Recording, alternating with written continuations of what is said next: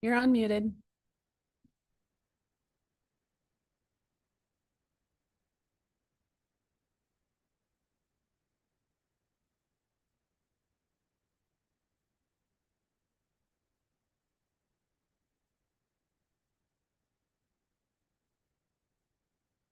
All right, we'll call the meeting to order for the Board of Commissioners, October 28th, 2025, in the Frank Walter House Boardroom. Roll call, please. Knott, Here. Mark, Here. Nye, Here. Roloff, Here. Sauer, Here. Greg, Here. all present. You stand for the invocation and pledge, Bob, if you would. Dear Lord, thank you for the opportunity to serve the citizens of Benzie County. I would ask for your guidance with the decisions we make today. This being First Responder Day, please keep all of our public safety personnel safe and free from harm. I ask this in the name of your Son. Amen. Thank you. I pledge allegiance To the flag of the United States of America and to the republic for which it stands, one nation, under God, indivisible, with liberty and justice for all.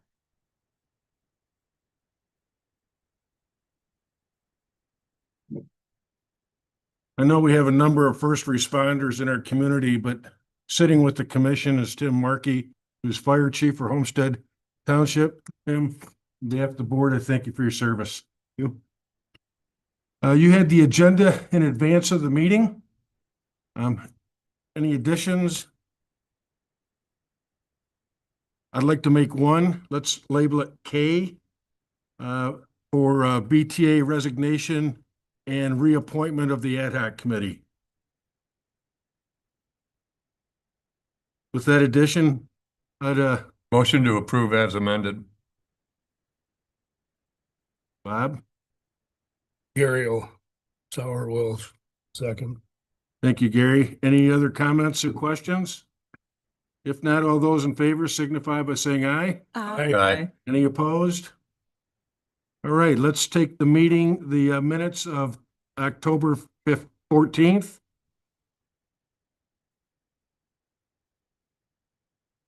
I moves to accept the meeting minutes of October 14th as presented. Thank you, Rhonda. Mark, you'll support. Thank you. Any comments or questions? Hearing none, all those in favor signify by saying aye. Aye. Opposed? And then the special minutes of October 17th. Craig moves to approve the special minutes of October 17th. Thank you, Christie. I seconds. Thank you. If there's no questions or comments, all those in favor signify by saying aye. Aye. Opposed? We'll open our first public comment, please. Okay, we'll close public comment. And we'll move to elected officials and department heads. Anybody like to speak? Sheriff?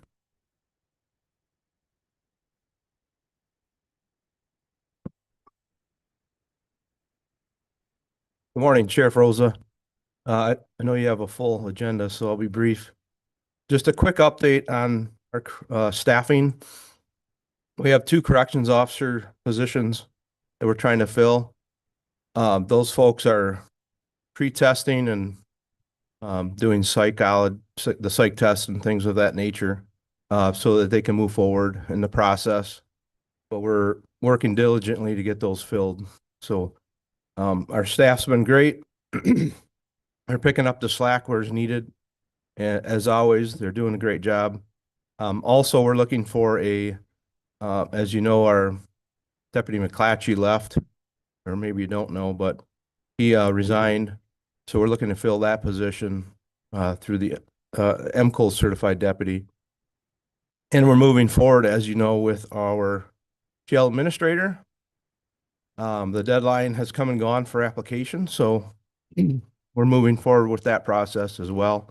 And I'll keep you updated as that progresses. Any questions for the sheriff? May I just ask how much interest you have in the jail administrator position? We had a wide amount of interest at first. Then we sort of narrowed it down because, quite frankly, some of the folks that applied or put in for it didn't qualify. It is a definitely a unique, specific qualifications, position to be, good at that. So, Okay. yep. Thank And you. Can you also explain, MCOL certified? Is that then a big hole? I'm sorry. Could you repeat for that last deputy- part? For deputy, Deputy Sheriff, MCOLS is a road patrol certified police officer position that is vacant at this time. okay, so we have a vacancy on our road patrol. Thank you. Correct. I Yep. just didn't understand that. Thank you. Yes, thank you. Sorry. Thanks for asking for clarification. Any other questions or comments for the sheriff? Thank you for being here this morning. Thanks, I appreciate it. Any other department heads? We'll come to you. Oh, what's that? Yeah, we're gonna get there real quick. If there's no other comments from elected officials or department heads, Nick, you're up. Morning. Direct your attention to, I guess, page 1 of the quarterly report. For July through September, third quarter. I'll list all the building permit types. So under building, there were 150. You can see it was kind of spread out amongst, new residence additions and accessories pretty evenly, no more in one area per se. Electrical permits, there was 146, mechanical permits, 174, plumbing permits, 72, and then soil erosion, 32. So for a total of all trades and soil erosion was 574 permits. Then there's a little fancy graph probably got, and after that, it kind of explains the graph for each month and quarter. So for this quarter, we were at 150 permits. Last year at this time, we were at 128, so we're up 11 permits for third quarter. You'll notice in September of 2025, there was 71 permits. That was a big jump compared to the last 5 years. The closest was in 2020, kind of when people were ramping back up for COVID, so not sure why that was, but we'll take it. Then for the second quarter, or for the third quarter from last year, we're down 11 permits, but we're up from second quarter this year. So we're trending pretty close to what we have been for third quarter previous years. Any questions? Questions for Nick? Just one. Gary? I'm just curious if cured all the issues with Thompsonville and the meter problems with Moore's. Is that going smooth now? As far as, That's for Jim, I haven't heard of any issues. so I haven't either, but Okay. I just wanted to ask. Let us know if you do, yeah. Okay, thank you. Nick, if you would, remind me again what the process is when you need to do inspections. How do those get ordered and how long does it take to turn it around? So for Jim, for example, he works every day. You call by 3:30 Monday, he'll be there the next day. Electrical is Monday, Wednesday, Friday. So if you called on a Monday, you wouldn't get the inspection till Wednesday. And then plumbing, mechanical is Tuesday and Thursday. Same thing, 3:30 the day before, your scheduled inspection would be the next day. So in all likelihood, it's gonna get done in the week that it's requested, unless it's Friday. Yeah, okay. That's all I have. Does anybody else have anything? All right, appreciate the brevity. Thank you. If you would have someone from your staff, send me your report. I've got a couple townships that like me to forward it on to them. Absolutely. Yeah, you can do it electronically. Perfect. All right, thank you. Next item on the agenda is the payment of bills. Who did APs this week? Carissa, as far as commissioner, Carissa always does them in my office. I'm wondering of the commissioners, that's all. Okay, thank you. I'll make a motion, we pay the bills in the amount of $498,056.68. Greg will second. All right, any questions or comments? Is that a roll call? Jeanette, Yes. Mark, Yes. Knight, Yes. Roloffs. Yes. Sauer, Yes. Greg, Yes. motion carried. Very good. Katie, anything you need to say on behalf of our treasurer? I know she's plenty busy these days. Yes, so she is plugging along. We're all doing our best to help out where we can. We are going to be interviewing for the deputy treasurer position starting on Thursday of this week. And then in about 2 weeks, we'll start interviewing for the chief deputy position. So we've gotten quite a few good applications. And so Leslie is working to schedule those interviews starting this Thursday for the deputy position. So that frontline person. And like I said, chief deputy will be in a couple of weeks. So. Any questions for administrator regarding the treasurer's office? Are those applicants, how many of them are internal? We've had no internal applicants for the deputy treasurer, and we've had one internal applicant for the chief deputy treasurer. Okay, very good. If there's nothing else, we'll move on to old business. First item under old business is the appointment for the county commissioner for District 6. I'll just remind for the public's benefit, we had the interviews on Friday. You've had a chance to consider what you want to do. I'm going to open it up to this group and tell me how you want to approach it. If I may, first and foremost, I want to make a comment about the Record Patriots initial news when it came to candidates. Yeah. And I think that needs to be addressed. If nothing else, made awareness. So I had a direct conversation with the paper. They've already made a correction. I know, just before me. Yeah, okay, all right. Yep, understood. All right, Told him he doesn't need to correct us, we'll correct him. not too many more times.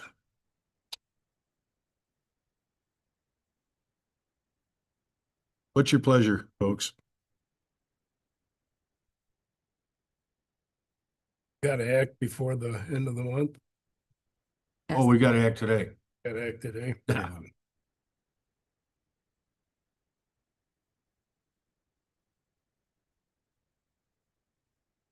Making a motion if you're looking to me, so I'm looking at it. You're making a motion? I'm not. Oh.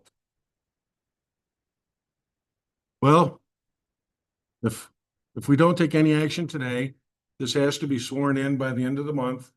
And absent of that, it goes to a special vote or a special election. Which the county will pay for. Right. There's only 2 districts, Two Pardon? townships. 2 townships, excuse me. Yeah.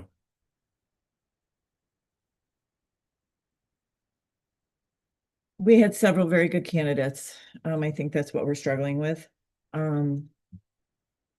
Couple candidates did very well. At the end of the day, we do have to make a choice though.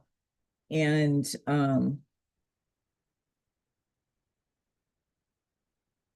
for me, one candidate rose above a little bit and, I would make the motion that we appoint Len Matthew as That's- District yeah. 6 commissioner.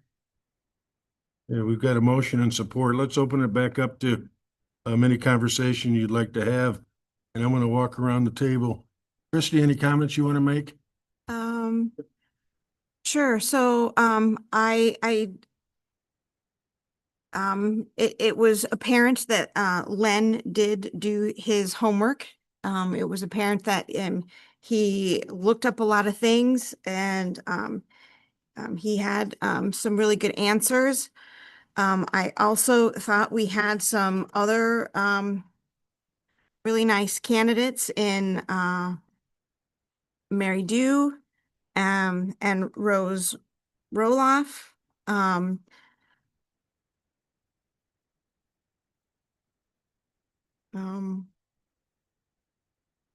I guess those were my comments. Have anything you want to add? I'd also like to make a motion to appoint Rose Roloff. She has,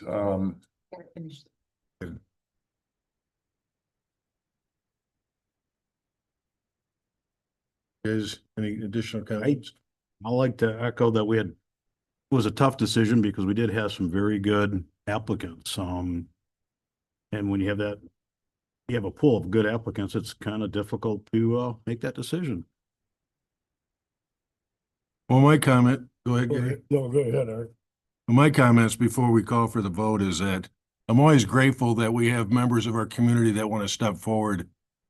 Without people willing to step forward, take leadership roles, this community doesn't work. No communities work. So, and it's really getting outside the box when you're willing to put yourself on the line, because almost no matter what you do, there's going to be some level of criticism. And I'm grateful that we had as many applicants as we did.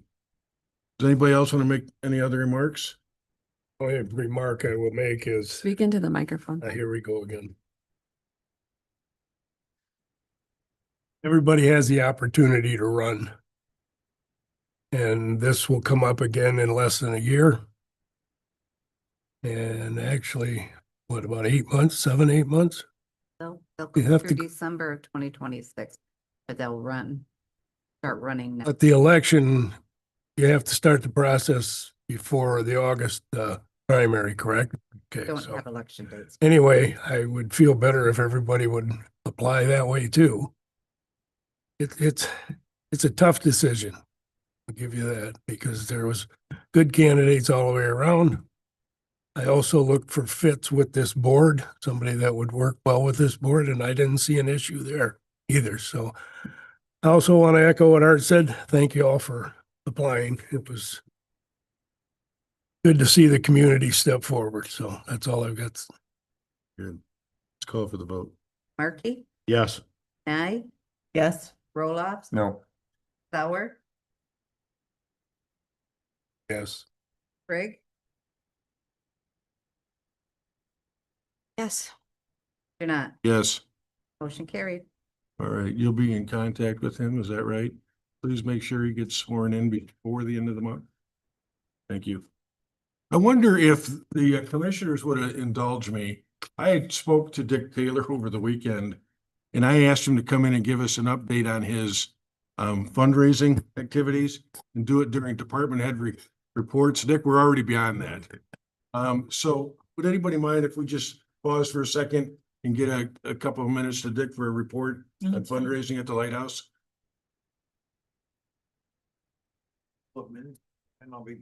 And I don't really have a whole lot specific to report, but I did just want to keep it in front of you a little bit. It's an ongoing process, and the short story is we haven't made much progress.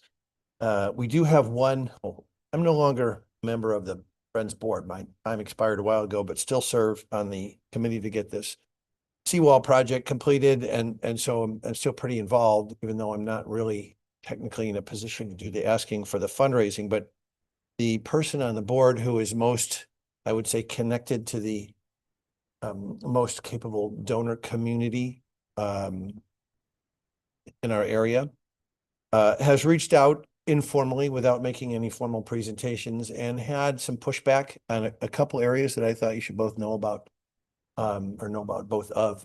One complaint is that we only had one bid. And I think that's a valid complaint. I'm uncomfortable with that as well. However, when we in this very room sat down with the bidder outfit from Traverse City, I was so impressed. The gentleman had, without notes in front of him, recall of every dimension and footage and angle and detail, and the fact that he and his entity are local, I think suggests that the net cost would be lower than someone who came from, say, Cleveland and had to house a full staff of construction people in this area all summer, where we all know that housing is not easy to come by in the summer. And so that would have added a significant chunk. In addition, I think the bidding entity was demonstrating capability in all the areas that we need, from steel, sheet pile, and concrete work, and the other different factors. So while of course we'd love to have more bids, after doing some due diligence, I think the one that we got was acceptable. Not sure that message has been very well shared with the potential donor community. It's certainly a challenge for us to continue to do that. In the meantime, that's been a little bit of pushback. The other piece of pushback has been that the lighthouse is a county asset, and therefore the county should pay for it. There's some validity to that approach. However, the Friends have been active for a long time. I view this as more of a public-private partnership. And the comment that county, or rather let's call it the government, hasn't paid enough and needs to make up the rest of this, I think that's a moot point as well, in that the state has obviously, as you all know, provided us with a large grant. And both the county and the township have also participated. Should they participate more? Maybe. I think perhaps going forward, the way to get this done will be to have some sort of a new public or additional public-private partnership. These are the thing. Hopefully with a little bit more contribution and help from the county, and of course, we're gonna need some more private funding. At this point, no one's stepping up to write a big check, and so I just want you all to be aware of that. Our issue is that we, as a committee, the Seawall Committee, if you will, and by extension, all of us need to make the construction company aware of whether or not we intend to go through with this next year. The grant that we have now from the state has already been extended. It expires at the end of next year. Is it possible to extend that more? I don't know. But it'd be nice to go ahead and try to get this thing done next year if possible. So we need to give some sort of a heads up to the construction company. Are we gonna do this in 2026 or not? That will need to plan staging equipment and hiring and firing and all that major planning stuff. So there's nothing contractual, but I think morally, appropriately, we need to let them know ASAP, and certainly by the end of the year if we plan to do this. The other option, of course, that would still use the grant money that's been given us by the state is to do this in stages, do what we can now with the money that we have now, continue to fundraise however we can, whether that's through more government participation, more private participation, or whatever, and do a second stage down the road. I think we should all be aware that that would probably be a 2 + 2 = 5 sort of a deal, in that they would have to come back, restage equipment, et cetera. So it would certainly be nice to get this thing all done next year. And again, I'm not coming with a proposal or any specifics. I do want you to know, I just got some numbers from our accountant. The year-to-date profit for this not-for-profit is almost $150,000, roughly 147 right now. So if we were able to do at least a little bit more fundraising and needed to do some sort of a note or loan or mortgage or what have you to bridge the gap short term, I just want this group to be aware that there is some substantial cash flow, which is a nice position for a not-for-profit to be in. With that said, are there any questions? Just one, Dick. Because we haven't started, is that, and that we're not really locked in completely? I guess I know I gotta get yelled at for this. Is that part of the reason the donors really don't want to participate? I know that's part of the Thompsonville issue. They want to see something groundbreaking and things being moved forward before they would lock in for money. I don't know. I'm just asking. It's not a perspective that I've heard. Okay. It might be. I think that certainly puts any entity, Thompsonville or us or whoever, in kind of an awkward position where you get going on a large commitment and you really don't have the money coming. That's a position I'm not really comfortable with. Whether or not that message can be effectively conveyed to a potential donor, we'll try. But it is not a complaint that I've heard. I just thought maybe if things were moving forward, Yeah. some of the tangible donors evidence. might say, Yeah. yeah, now I'm ready to get on board. So, That okay. could certainly bring people, as we go forward, hopefully with this next year, without the till being full. I hope that will nudge some folks to participate, but my guess is that those wouldn't be participants that would really move the needle. Okay. Thank you. I have 3 short questions. You had a number. What is the number of people who visit the lighthouse every year? Thank you for asking that. There was a people counter put in this year. And that was roughly 10,000 a month, but I replied, gee, I've quoted 50,000 visitors a year many times. And I was hoping, that might be a little bit light, but for a ballpark number, I think 50,000 is probably pretty close. And of course, that brings 50,000 visitors that buy groceries and stay in hotels and drink Storm Cloud beer and all the rest. So. And for the public's benefit, could you remind us again what the gap is that needs to be filled in funding? Sure. So we have, in round numbers, we have raised about 6.5 million total, including the grant and the previous private money. We spent roughly $500,000 in engineering and permitting and that sort of thing. So we have 6-ish. The final number for construction is over 7. There's still some question about where we will source some of the largest stones. We looked at a Michigan site over in Alpena, which would have been a lot cheaper than the one that is, that was in the bid, which is in Wisconsin. The Alpena stone wasn't sufficient, so that potential savings isn't going to happen. There's still a process of looking at another site that might, in Michigan, I think up towards the UP, that might save a chunk. So that number is a little bit unclear.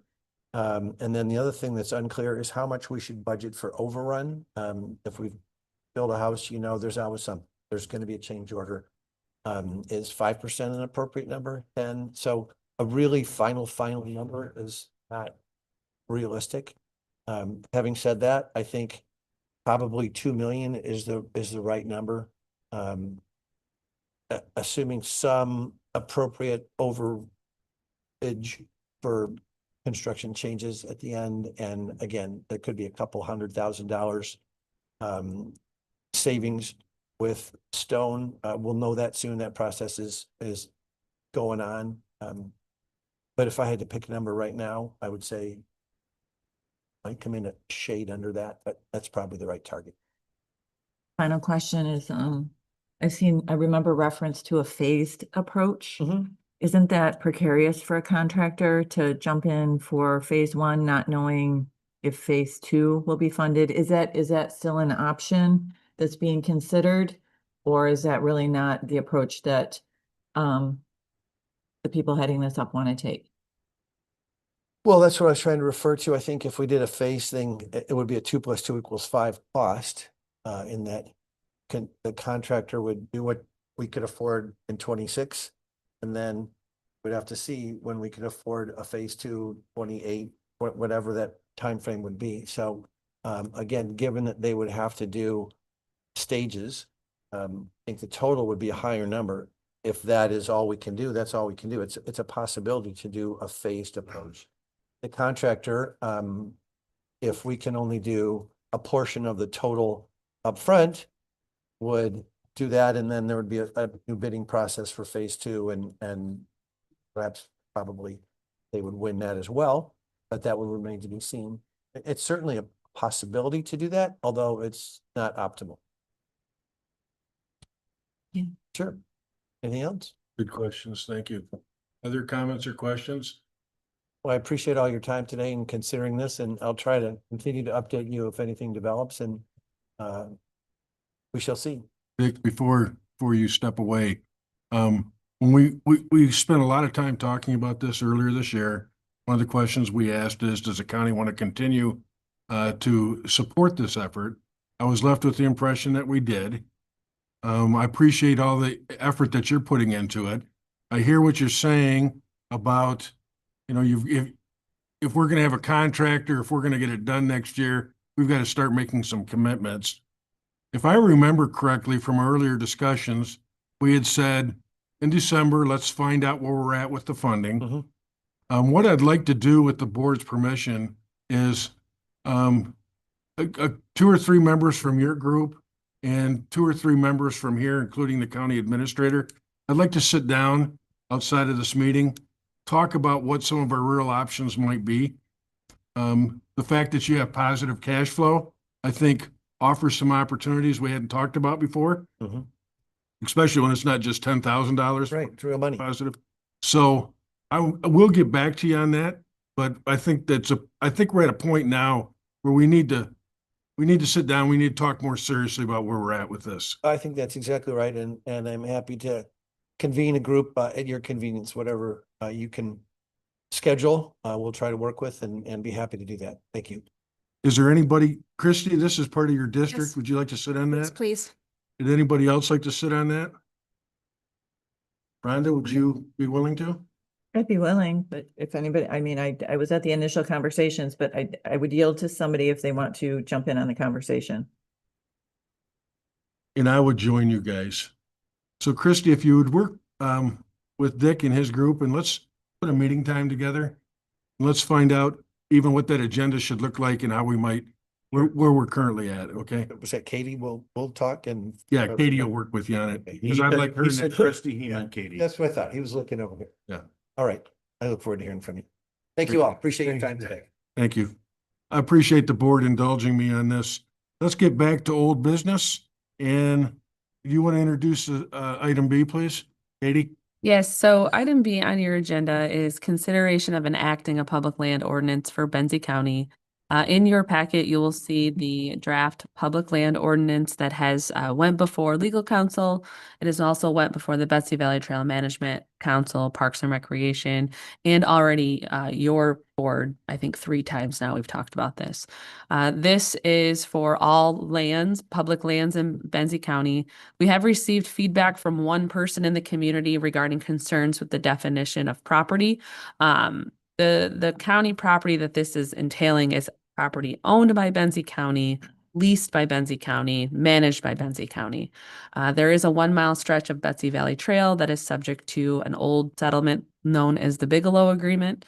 That property is not technically owned by Benzie County or the DNR. There is an easement over the property for the trail. The person in the community has concerns about this because he believes the way the ordinance is written, it gives ownership. I don't believe that that's true.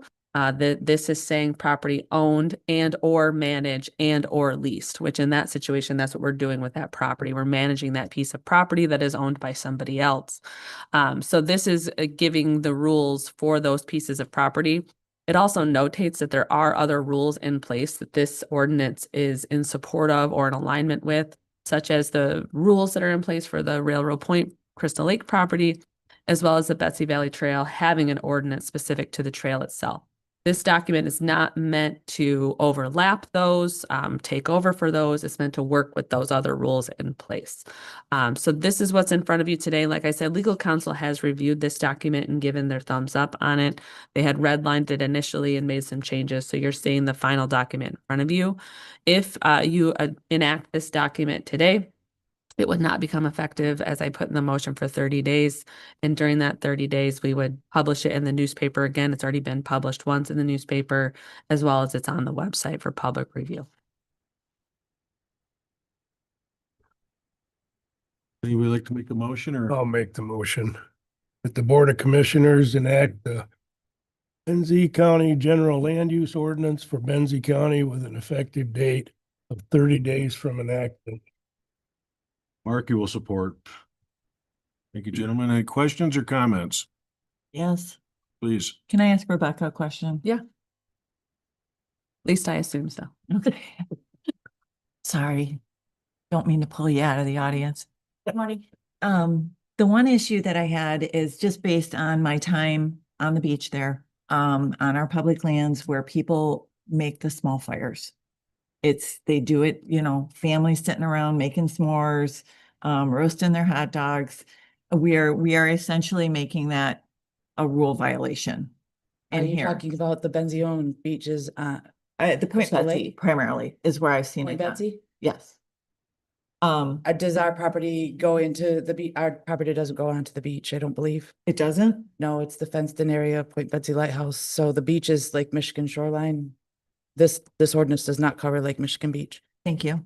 That clarifies it for me. I was gonna ask No, for we on ring, the I was right- gonna ask we on for the right-hand rings side of to the- be put out or something to accommodate folks so they can continue in that practice. And it, No, Anyways, you've answered my there's question. case law that says that the bottomlands of Lake Michigan do not belong to necessarily the property owner above the high water mark. thank you very much. That helps me. Stay right there. So again, this was another question from a constituent. So when we talk about here littering and whatnot, that also includes, so say when it goes into the water or whatever, so that as this would encompass something broader than just the land, right? So if somebody were say at Railroad Point and something happened to the water, this ordinance would cover that as well, or just the land? You'd have to be more specific. If someone litters in the water, that's just a state law. It's littering. Okay, so that the state law would cover that. Yeah, I mean, if there was like, they were throwing it on our beach and we could have the option of either littering or ordinance. It's not taking away any state laws that already govern. It's just another tool that maybe this would apply more or differently or more appropriately versus a state law. And I think that's what I was wanting you to basically tell me, is that there was another law that would cover that as well. And I saw, I think it was in the article regarding the recreational use of marijuana. Again, there's a state law statute that says that you can where you can publicly consume that type of stuff. So we're not circumventing anything. It's just a matter of, do we want it, if we build structures, you want it in the bathrooms and things like that. It's pretty much already stating these are public places. The appropriate use of marijuana should be done according to state law. That makes sense, because when you're going into a structure, you know what I mean? Whatever you're doing, some sort of whatever, right, is being enclosed. You know, when you're outside, it can dissipate and go away. Yeah, When you're in a nothing was structure. intended to circumvent or be more strict. And I think there's actually parts in there that say, you know, if there's a law that's more strict, it becomes the discretion. It's meant to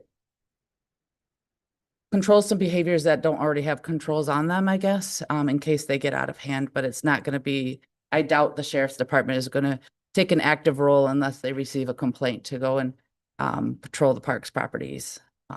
It changes if you should have parks personnel or something in the future that may change the how much time and effort people put into, you know, the ordinance, but you don't have that right now.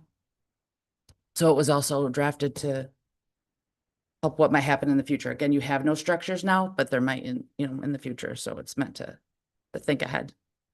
You don't want everybody camping up here behind animal control and those There- kind of things. Yeah, there are places that it helps now, rather than having a problem and having to figure out how to manage that problem. After the fact. After. Okay, cool. So Rebecca, I know you just said it, but I want to make sure that the public understood. Talk about enforcement again. I'm not going to speak for the sheriff's office, but I have a good idea that they're not going to go, okay, it's 31 days. We're going to start walking the Betsy Valley Trail and start doing things. Right. If someone has a complaint that is relevant, like there is a massive bonfire on Railroad Point and people camping, we have now have ordinances in place to help manage that before you just be like, don't you do that, and that's it. And I don't think that's appropriate either, when we want to protect the lands that we're trying to encourage people to use. And we're kind of, I feel like we're dancing around it a little bit, but part of our concern has been people taking up residencies on public land. Is that correct?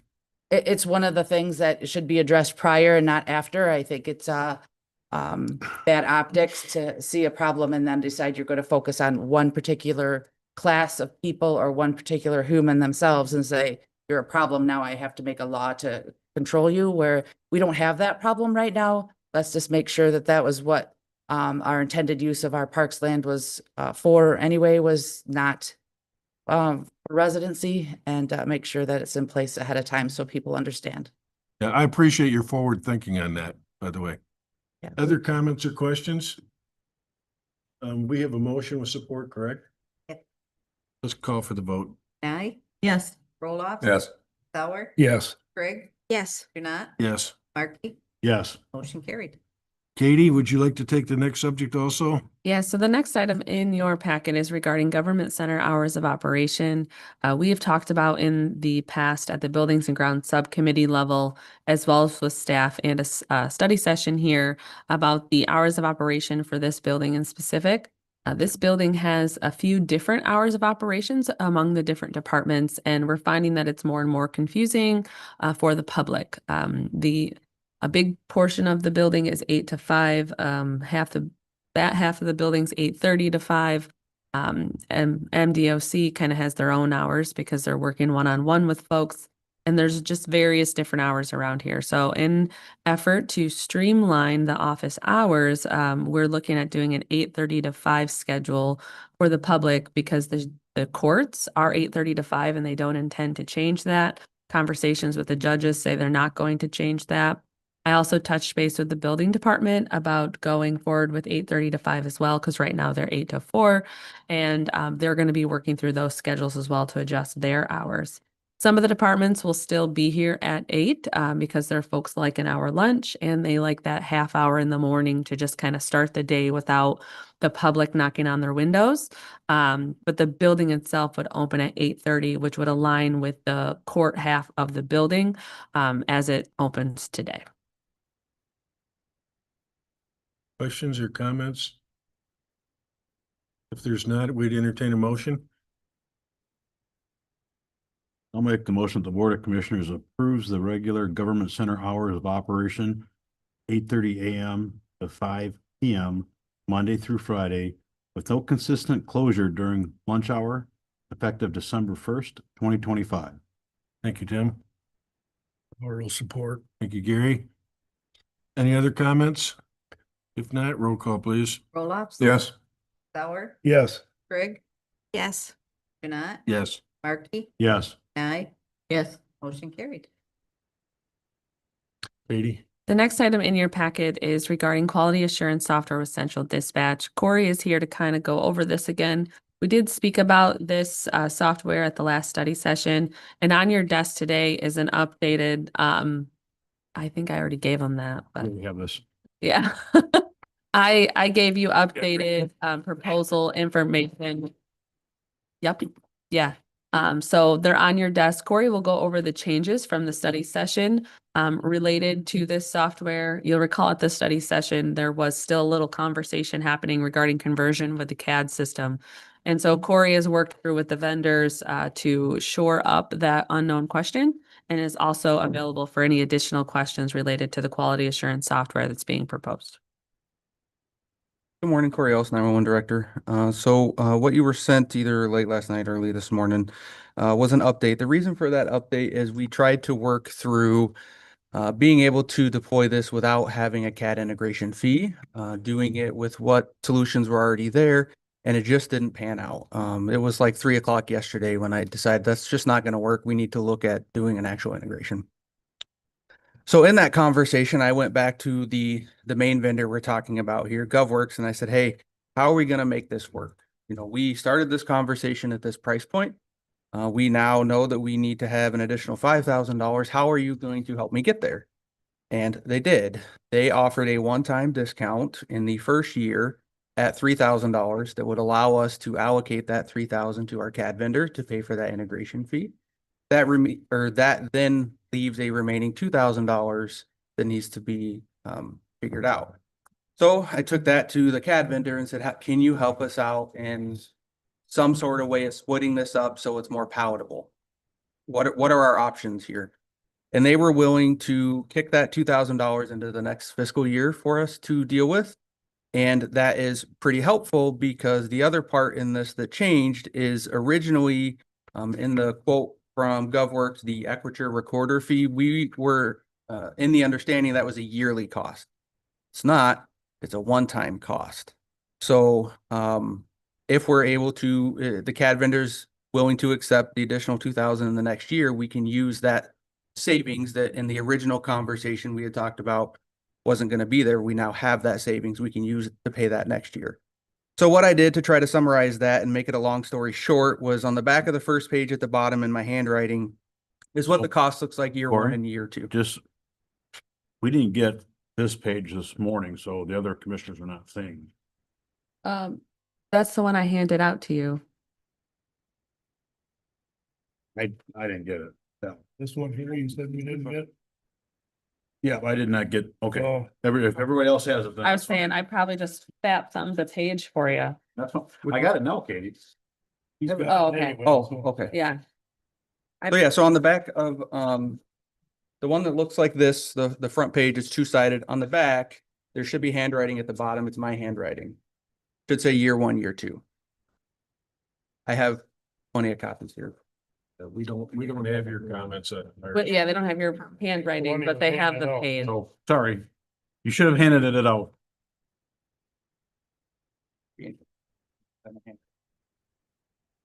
There it is. Saying you have the page. You tried, Katie. I tried. I'll stop printing now. There it is. Okay, so now we all have that. So on the back of the first page, at the bottom is my handwriting. And what I tried to do was summarize what the costs we're looking at. Now in this, that first question is, are we now in a 2-year agreement? Nope. It's still the same parameters as before. The only thing that we would be considered in a 2-year agreement is that cost with CAD. We have that $5,000 bill. We have to make it whole, but they're willing to accept a partial payment this year and a partial payment next year. But it doesn't lock us into a 2-year contract of any sort. This is still the same parameters. It's a yearly thing. And this vendor is still locking it at a price point of the same for 2 years. Not going to go up. So, question. How does your staff feel about implementing this? It's going to be a shock to them because we haven't had quality assurance before in a consistent manner. We're going to have to work through that. I guess my end result is we need to have it. We need to get up to industry standards, and we have to work through what that's going to look like. So it's going to be a shock, but I think it's going to be positive once we work through it. It was a shock when we had EMD that got approved for emergency medical dispatch, and all of my staff love it now. It's a great tool for them. So I think we'll get there, and I think that they'll see a lot of value in it and they'll appreciate it. There's other things that it's going to pull in other than quality assurance, and I think they're going to see a lot of benefit from that. Your questions, I do have a question. please? I seem to recall that we did, there was some other software that we also approved about training. And so I was wondering how this all fits together. Is there overlap there, or would we phase the other one out? Does this do everything that we need? I guess I'm wondering about that piece, please. Yeah, so it's yes to both of your latter points. Right now in the initial, it's going to be about 3 months, 3 to 6 months. There'll be some overlap just in the timing of when things were approved and when things were paid for, which is actually going to help us to transition to that a little bit easier. But then all those things are going to phase out. So right now, some of the things that this provides, we pay individual to several different vendors. All those are going to phase out, and we're not going to have several different solutions. It's all going to kind of be in this one bucket. So there will be a little bit of overlap, but I see a benefit in that to help us make that transition a little easier. And then the other things in that will be phased out. Yep. Good question. And I'll make the motion that the Commissioners approves the quote from GovWorks for the initial yearly cost of $16,000, including the QA, train, and hire modules with funding available on the Central Dispatch Fund. Is there support for that? I'll support. Bob?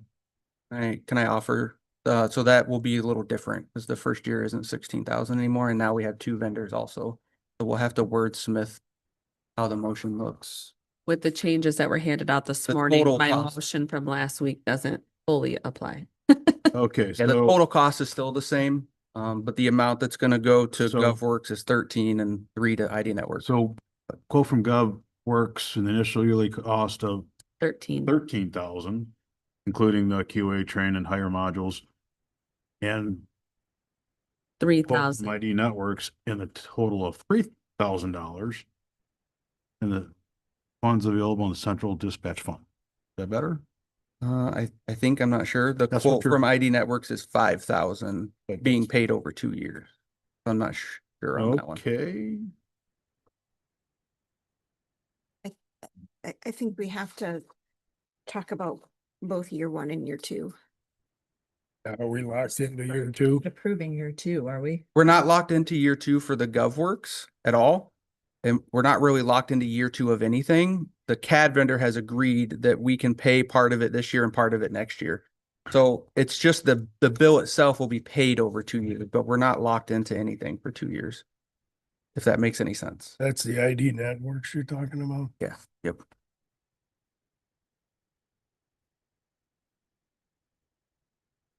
So we need to understand what the motion is. Well. Try again. Let, By all let me means. suggest this if I could. Withdraw your motions, take a few minutes, craft something. We'll put it back on the agenda to approve it. Okay? You want me to craft a motion together? But yeah, because right now we're just guessing. Sure. At what we're doing. Does anybody object to that? No, Will you withdraw your motion? yes, Bob, will you withdraw support? absolutely. Okay. That'd be very helpful. And what, A lot easier. Are we holding off on discussion of this until motion comes back? if the discussion's helpful for him to craft the motion, well, let's have it. No, I don't think it would be helpful. Okay. So Corey, why don't you take a few minutes, try to put something together?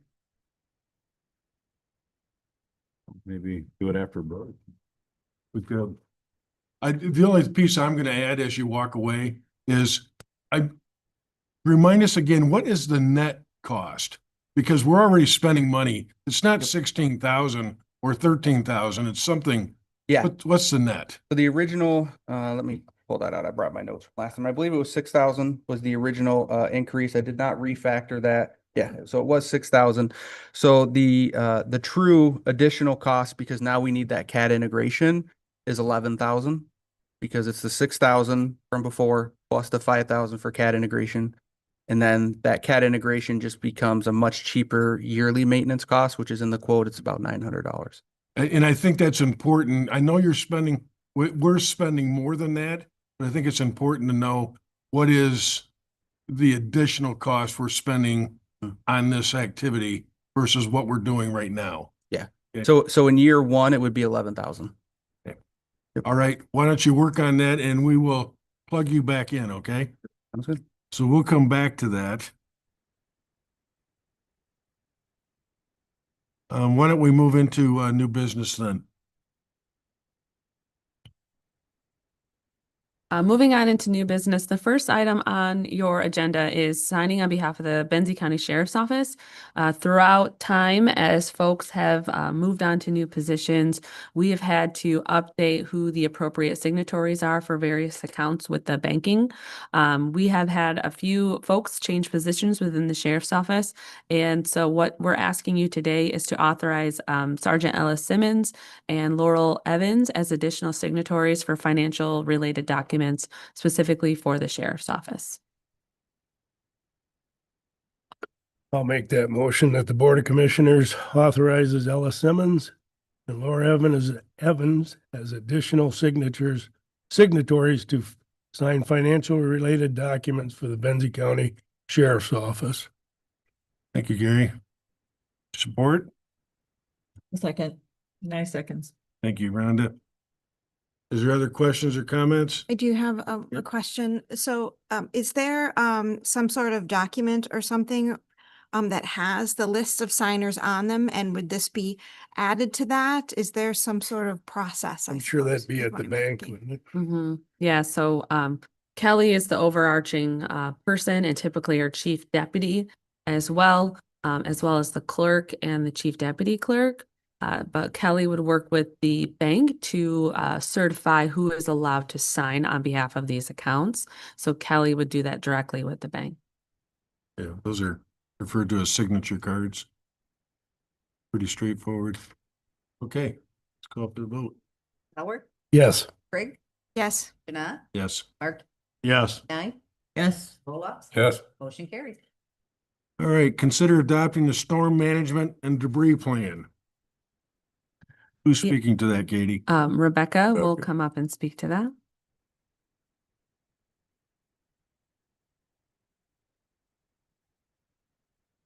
Good morning. Again, I have been Rebecca Huber's Emergency Management. I've been working on this plan and talking to your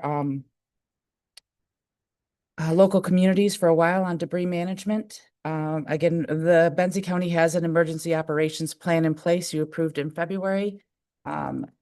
There's no way that plan, even though it has hundreds of pages, can help us navigate any one particular direction. It's just more or less a checklist that says, are we covering our bases and what do we need to do further? It was on the original plan to begin with to make sure that we include the communities in a debris management plan because the local roads belong to the local communities and the Benzie County doesn't necessarily have a say-so on how we're going to do certain things. So we wanted to make sure that they understood and were included and had a chance to ask questions or again, understand what it is, the direction we might go if we should have something as similar as, say, the ice storm in Northeast Michigan, how we might be able to manage that. So this support plan it's not as many pages as the EOP. I believe Katie drafted you a fine book report on it. Maybe a little AI in there, I'm not sure. With a recommendation, but pretty much my recommendation was asking that the board adopt this plan as part of the emergency operations inclusive plan that we have, and all of that gets managed by emergency management and the local planning team and the local emergency planning committee to maintain and keep up. So we're just looking to adopt it and put it in record as being a document that is what we would do if. I'll make that motion that the Board of Commissioners adopts the Benzie County Debris Management Support Plan, which has been reviewed and recommended by the local planning team on September 15th, 2025. I'll support. Thank you. Questions or comments? I have just one. Please. Is this a FEMA requirement that we're looking at here or what? No, no, they don't necessarily say it does that, but the state has a response plan, the county has a response plan, and it's kind of one of those little annexes to the side. So it's not anything very specific. It doesn't give us any more leverage for anything regarding FEMA. It pretty much, well, actually it does. If we want FEMA to maybe come back and help us with costs related to debris management, one of the first things they're going to do is, do you have a debris management plan? Okay, let's go with that. And what does it say? And again, there are some things in here relevant to how we would document costs and how we would manage things in the way that they want to see it done so that we can meet those requirements for public assistance costs. That was my only question. Yes. Thanks. I just have a comment, if I may. Please. Again, Rebecca, outstanding. I really appreciate you trying to get in front of a lot of these things. You came with us to the park ordinance. You came with us with this. Again, some things are happening around and you're seeing it, and we need to have a plan, and I love it. Thank you. One other comment, and I think I've made similar comments before, when you do your exercise, likely tabletop, again, this is just a gift, involving as many people as you can, and actually going through that. It's just so much easier when the right people are at the table. And so I guess I'm saying too is, if you're part of this, please come to the table because it's so important. Yeah, I'm an over communicator. I try to outreach to as many people as possible because I don't know who may have more interest than others.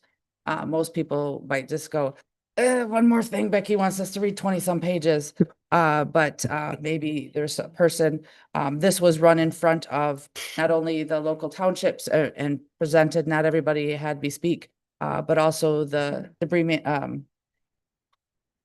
SWAC.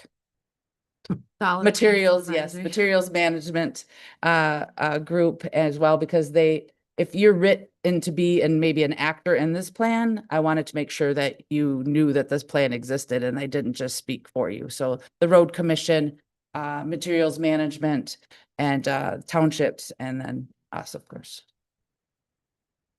Very good. There's no other comments. We'll call for the vote. Greg, Yes. Janat, Yes. Markey, Yes. Nye, Yes. Rolla, Yes. Sauer, Yes. motion carried. Thank you, Rebecca.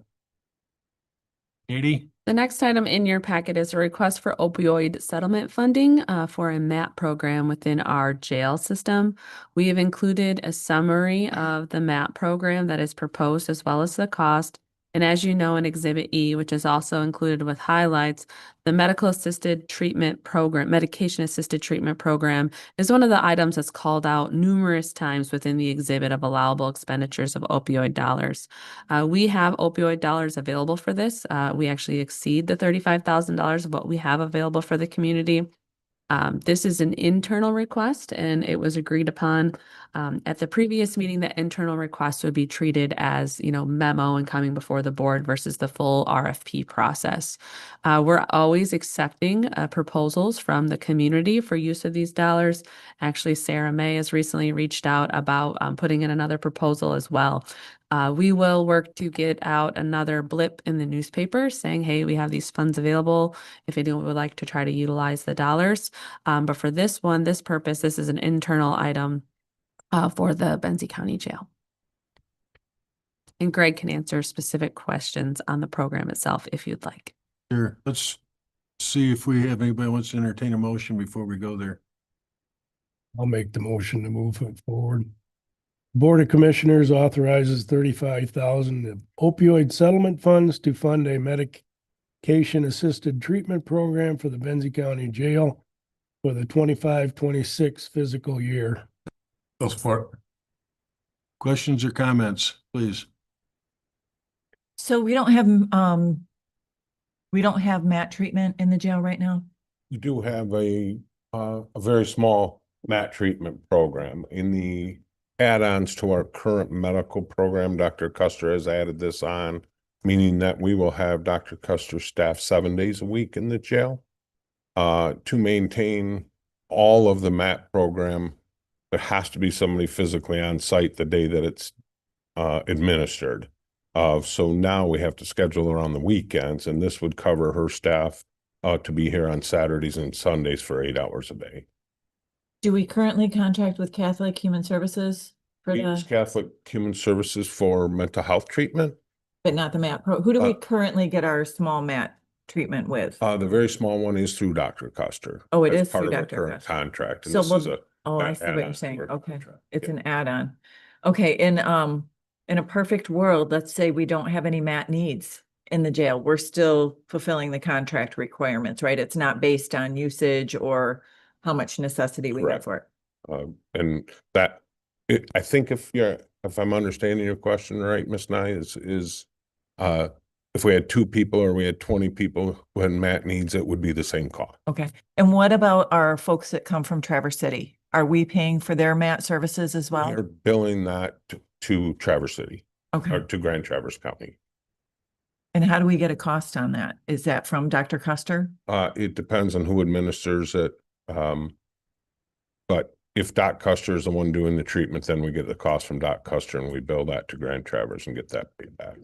And can we get an assessment at the end of the year about how much this program was utilized, just to make sure feel confident it's defendable to support it Yes. moving forward?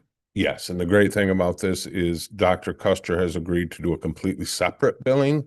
So we can account for every dollar that was actually used in the MAT program or supplies related to it. By supplies, I mean the actual medication. And that's one cost that would increase if it was only 2 people compared to 30 people, is the cost of that, the actual cost of that medication. And just to be clear, and I want you to correct me if I'm wrong, when we have folks come in who are dependent on these drugs, that stops our staff from having to deal with withdrawal, right? Yes, at least it assists them with that. Okay. It has done some wonderful things, especially combined with the efforts of Catholic Human Services and Central Wellness.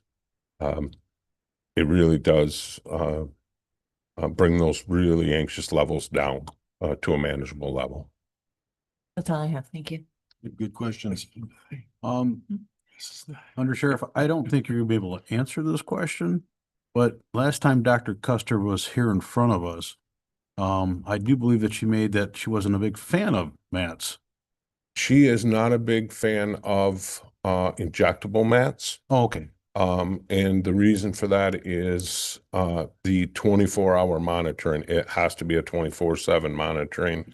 If you get the shot today, we have to basically watch that person for 24 hours. So it's not practical within a jail setting. Thank you for the clarification. Sure.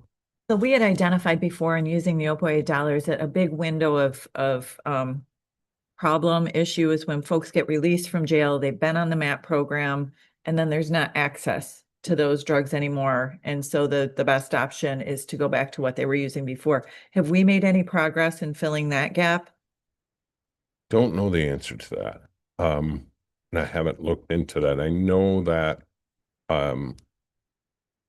our percentages in the last Central Wellness, Community Partners meeting, of people who are continuing their follow-up care with Centra is really high compared to everybody else. So we have those people that are continuing their care with Central Wellness or with Catholic Human Services after they get discharged. Our numbers were twice as high as any of the comparables that they presented at the meeting Great. with our inmates. So that tells you how good our program's working within the jail and those partners are doing in their job. That's not to our credit. That's to Central Wellness and Catholic Human Services. Just to follow up on that, if I remember right, in earlier discussions, we talked about the need to make sure we filled that 30 to 60 day gap if they're released. And that's just what you're speaking about, right? Yes, sir, it is. And I need clarification. The $35,000, whether we're servicing one inmate or 40, it's 35,000. That is correct. The actual price for Dr. Custer's program is 33,276, and the supplies, the amount budgeted for the supplies and everything that goes with it is that not to exceed 35,000. And is that paid in equal installments over a course of a year? Or how do we pay that out? She bills each month, and it will be separated from her regular medical bill, and it will be those MAT services, so each month. Okay, so it could vary month to month. It could. I thought it showed 2773 monthly. Is that what it showed?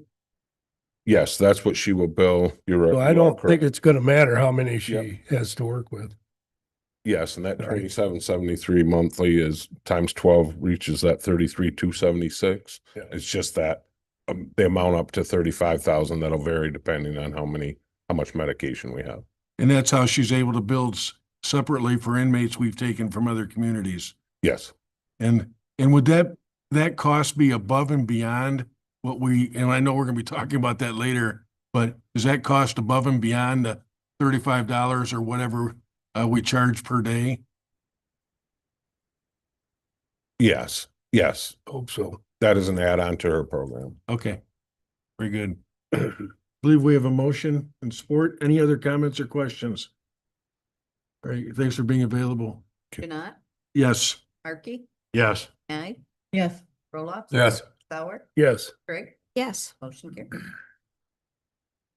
You may want to hold your spot up here. The next item is regarding the jail medical contract renewal. It's the jail housing contract renewal with Grand Traverse County inmates. That is in your packet for today. This is to extend the contract we have with Grand Traverse County for housing their inmates through 2026. As lightly touched on before, Grand Traverse County is billed separately and pays separately for things related to medical. This dollar amount they're paying us is for them to be in the jail, and we're feeding them and housing them. Things outside of that are being paid separately by Grand Traverse County. Right. I'll make that motion that the Board of Commissioners approves the 1-year extension with the Grand Traverse County for housing Grand Traverse County inmates. Agreement subject to approval as to its form by legal counsel and authorizes the chair to sign. Markey will support. Any other additional comments or questions, Gary? I just, because everything continues to increase in cost. Food, everything like that. How come we're not negotiating a different rate? I'm a little confused. The longer this continues at the same rate. If we negotiated a higher rate at this time, we would lose our inmates. Grand Traverse County sources out to 3 counties right now. Today, we have 2 Grand Traverse inmates. By the end of the week, we may have 10. If we bump our rate, Grand Traverse is going to go to the other 2 counties at the $35 rate. Well, they obviously know how much it costs to house a prisoner in their facility. But just to me, I think in the future, we need to talk about this. Or am I mistaken? I don't know. It just seems like we're afraid to say no and, Well, it is a Stand up. delicate balance of staying competitive, and also recouping our costs. There is a delicate balance. got to be getting to the point where not recouping our costs is what I'm looking at. Our cost right now, actually, the more inmates we have from Grand Traverse, the lower our daily cost per inmate is, because our biggest cost is food, and our food rate goes down as the number of prisoners goes up. It costs us about $14.64 a day right now per inmate, and the majority of that cost being that food. Almost half of what you get.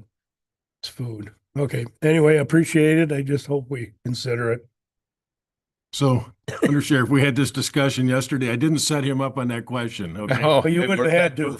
But I had asked you about a cost analysis, and what I just heard you say is we've determined at least the variable costs are about $15 a day, Yes, and we're charging 35. yes, and the more inmates we have, the less that cost goes. Sure. It's cheaper. Just wanted to make sure we weren't, supplementing it, that's all. Well, and I want to remind everybody, we've talked about in the past, it doesn't matter if we have 1 inmate or 47 inmates, the same number of corrections officers are there. Right. So whether it's 12 of ours or 25 of Grand Traverse County, those same corrections officers are there being paid the same rate. And so really it is the food and the other little things like that that come into play for a cost that's different and outside of what Benzie would pay on the regular. And our food is set up as and when it gets to a threshold, the per meal price comes down. So if there's less inmates, the per price meal is going up actually.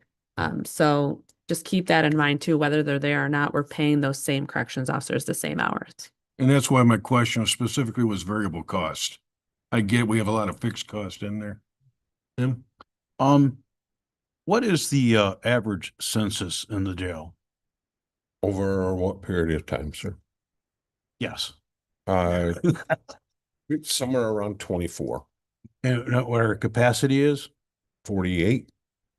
And on average, how many do we get from Grand Traverse County? Just rough. It would average out at 6 or 7. We always start out with a group of 10 from Grand Traverse, and then it dwindles as they get released or other things happen within their system that they have to be back in Grand Traverse County. And so in your opinion, do you think this agreement we have with Grand Traverse County is a good thing for our jail? Yes, I do. Okay. Thank you. There was a time when we were with Wexford County, that was worth $100,000 a year to us, if I remember right. 50, what'd you say? Oh, okay. 500, so. Any case, call for the vote? Not, Yes. Mark, Yes. Nye, Yes. Roloff. Yes. Sauer, Yes. Craig. Yes. Katie, I'm gonna bounce it back to you. Yes, so what's in front of you is acceptance of the 2025 apportionment report. The apportionment report is, it's the spread of taxes in terms of millage rates that are held by the end of the month or the tax bills so that we can establish those this winter. These numbers all come from the L4029s that you adopt as well as the various townships adopt. And then in working with Kat downstairs, as well as Joe from Wexford County and Emily from Emmett County, we were able to get all of these documents into the state's portal, which then produced the documents that you see in front of you. It's a dropout from that report. It is statutorily your obligation to accept and certify these documents, and then we will get these back to the State Tax Commission so that we're not breaking any rules. Joe from Wexford is wonderful. He's a level 4, and we've created a great network and friendship, and I'm so thankful for him for helping Benzie County through this interesting time that we're having right now with equalization. Without him, I'm not sure we'd have this report done, and then we would be in some hot water with the State Tax Commission. Could the print be any smaller? I'm really sorry about that. That's how it puts it out. Rhonda, there's a little plus button doing zoom in. Right. I know. So Joe has double checked all of these numbers for us as well. basically what happens is we take all the L4029s in from all the taxing authorities, so the libraries, the townships and such, and they go into the state's system. And then we have to double check and make sure all the values are correct, all the levies are correct. And then this information is utilized not only by us for tax bill and assessment reasons, it's also used by the state to determine the state's equalized value and those sorts of things. So it's very important that these are correct. We'd entertain a motion? Oh, I better read it. Trig moves that the Board of Commissioners approves the 2025 apportionment report as presented by the Equalization Department. Can we get support? Mark will support. Thank you. Additional comments or questions? So Benzie County's taxable value is 1,915,120,108 even? Yeah, So that's our taxable value. Correct. 1,100, okay. And I guess my only comment is, last time I believe Brianne was here to explain a lot of these and answer our questions. And so today we're a little different, because I think she talked about too, right? Is that, I'm going to say something that Well, there's various reports that the Equalization Department submits throughout the year with the L4029s and the annual reports and, state equalization and then the apportionment and those sorts of things. This really is a culmination of all the taxing happening within Benzie County. So that's why you see all the various taxable values for all the taxing authorities and what their actual levy is for the year and what their anticipated revenues are for the year. So that's what this is showing. It's showing the different debt rates. It's showing any sort of local debt for tax dollars. That's what this is. So this is really taking all those L4029s that everybody is adopting and putting it into one large report. So it's a matter of moving numbers over specifically. It does break out the libraries and the Benzie Transportation Authority specifically. So in a perfect world, if you were able to look at all the L4029s that come from the taxing authorities, which Tammy and Kelly both receive them as well, you should be able to line and match up a lot of these numbers from those reports.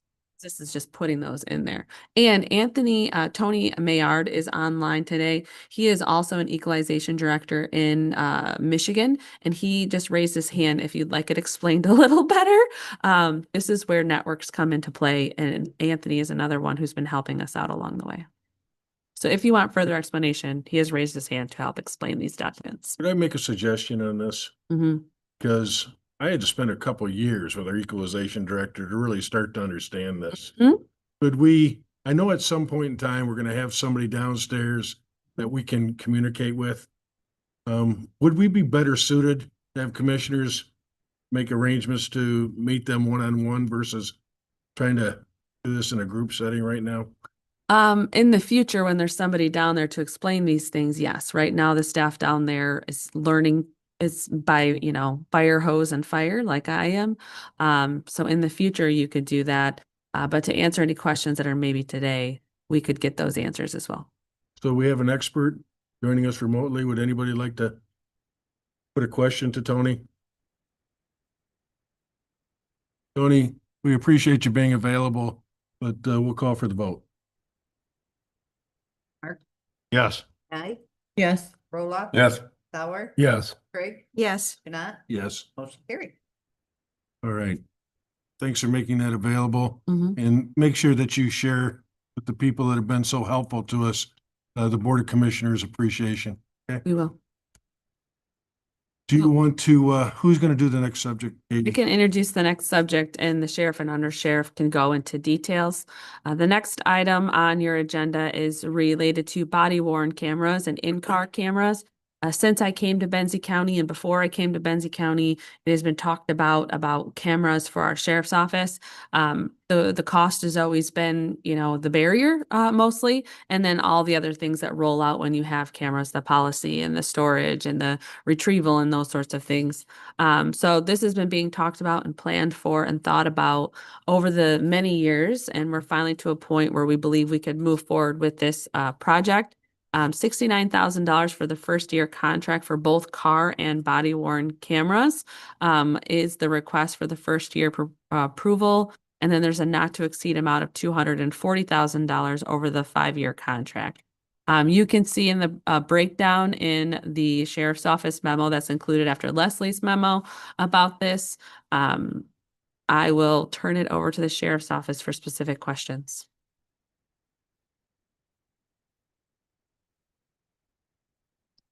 Good morning again. And is there questions for the undersheriff on this? Yeah, I've got one, I guess. Can you explain how by doing this, I know to me it makes sense. How we're not gonna end up in court when there's an issue and we've got camera footage of what's going on when you pull somebody over or an accident or whatever. How this will probably help the county financially, because this is quite a bit of cash. This is a lot of cash, and this, I think, is my largest request ever before the board. There are a number of, let me start with my history. Way back when cameras first came into cars, I was a very active midnight trooper, and I thought that to myself, this is the craziest thing ever. Why is Big Brother watching me everywhere? Until I transported a female that I had arrested for drunk driving to the jail, thought nothing of it, arrested her, got the breath test, lodged her, left. About a month later, the post commander calls me in his office and said, this female reported that you molested her on the way to the jail, that you groped her on the way to the jail. And I thought, wow, we got this great new tool in the car. And we went back and looked at it, and it shows absolutely that. I called out my mileage. I drove directly to the jail and never left my seat within the driver's seat. And I lodged her, and that moment was over, and that case was closed. It didn't go on for years. It didn't go on for months. It was closed because of that footage. And that was just the camera in the car. These are great tools, and they help much more than they hinder. Part of the proposal that you have in front of me says that this will not go into place until we have a full policy in place. I'm not a fan of reinventing the wheel, and so I've pulled other people's policies, and it's a matter of me compiling them together to what fits us. These policies will tell you when and when you can't have that camera on. There are times that our policy will say you can't have that camera on. And they are in court hearings that are very specific to no cameras and no recording. They are personal breaks or restroom use, things like that will say you absolutely can't. Other than that, it's going to be required to be on. Because of the amount of storage, it won't be required to be on every minute of it every day, but it will be when responding to a call, when actively involved in a pursuit, or physically at a call, or when transporting a prisoner. Those are the times that it will definitely be required. If we run both cameras, which under Motorola's will sync together, so we'll be kind of limiting that data. If we ran all of those all day, every day, the amount of data would just be amazing. And retrieving all that data would just be amazing. So I'm not a fan of saying your camera must be on at all times at every minute. If you were sitting at lunch in the confinements of a break room at the sheriff's office, I don't feel it's necessary to have it on. You're in a public place? Yeah, probably, because there could be those issues. It probably doesn't have to be on in your vehicle facing the front door of a restaurant or something, but we'll work all those out, and the policy will dictate exactly when, with the help of legal counsel. I'm not going to put out that policy until legal counsel has reviewed it. Well, I think it's important to note that your first narrative, it's not always catching what did happen. It's noting what didn't happen. Yeah. And so that video, storing the mundane is almost as important as storing events that happen. And in very recent events, our pursuit that ended in the very tragic accident on M115 that you all know about, the video camera tells it all. Once you look at that video, you absolutely know this was a very intentional event. And there was no contact with our patrol cars or all the other allegations you may have read on social media. That video tells the whole story. And when you look at it, you just go, holy cow, that was very intentional. And there's no other way that that happened. End of story. And that's really important for liability purposes for the county. Appreciate that. Is there an issue with storage? There's this not, cloud this is cloud storage. The future issue that I predict is the reduction in the FOI. Right now, Laurel will be trained, primarily trained in the redaction and sending that, but from there it has to go to the prosecutor's office. We are getting to the point, and I'd like to try this for a year and see how much time we really have to devote to getting this to the prosecutor or fulfilling FOIA request. But this county is really getting to the point in the next year or so that we are going to have to look at a FOIA person. And where that person's going to be located. And is it better suited in the prosecutor's office? Is it better suited in the county administrator's office or in the sheriff's office? Other counties right now are getting grants in different ways. And the ones that I know of are most successful are falling within the prosecutor's office because it just makes sense to have an assistant prosecutor who already has a law degree reviewing these FOIA requests. So the FOIA person you're referring to is because you have a body camera, they have to review every second if for a FOIA request for that. It and is sometimes multiple cameras. And they can't fast forward, they have to sit there and watch. And so if there's 4 cameras, they have now 4 times that amount of time that they have to sit there and watch. And there is some redaction available with this, some software that assists with that and speeds up that process. So it's not necessarily minute for minute having to watch it and do redaction. There's some software that will redact things or split it into, it will, using AI, it will learn voices and it will know that during the course of this is Deputy so-and-so's voice or this is, suspect's voice. But in essence, yes, every minute has to be reviewed and redacted by an individual. And there's already times where we have more than a dozen FOIAs outstanding in a day. I mean, between Laurel and our office, FOIA is a lot of our time. And so September was a record month for FOIAs in the county and in our office, and over 60% of Laurel Evans' time was spent on FOIAs in September. That's a lot for one person. Please, Bob. Is there any way you can charge for any of this stuff? There are in some cases FOIA that's own worst enemy. Remember who it was written by and the lawmakers that wrote it.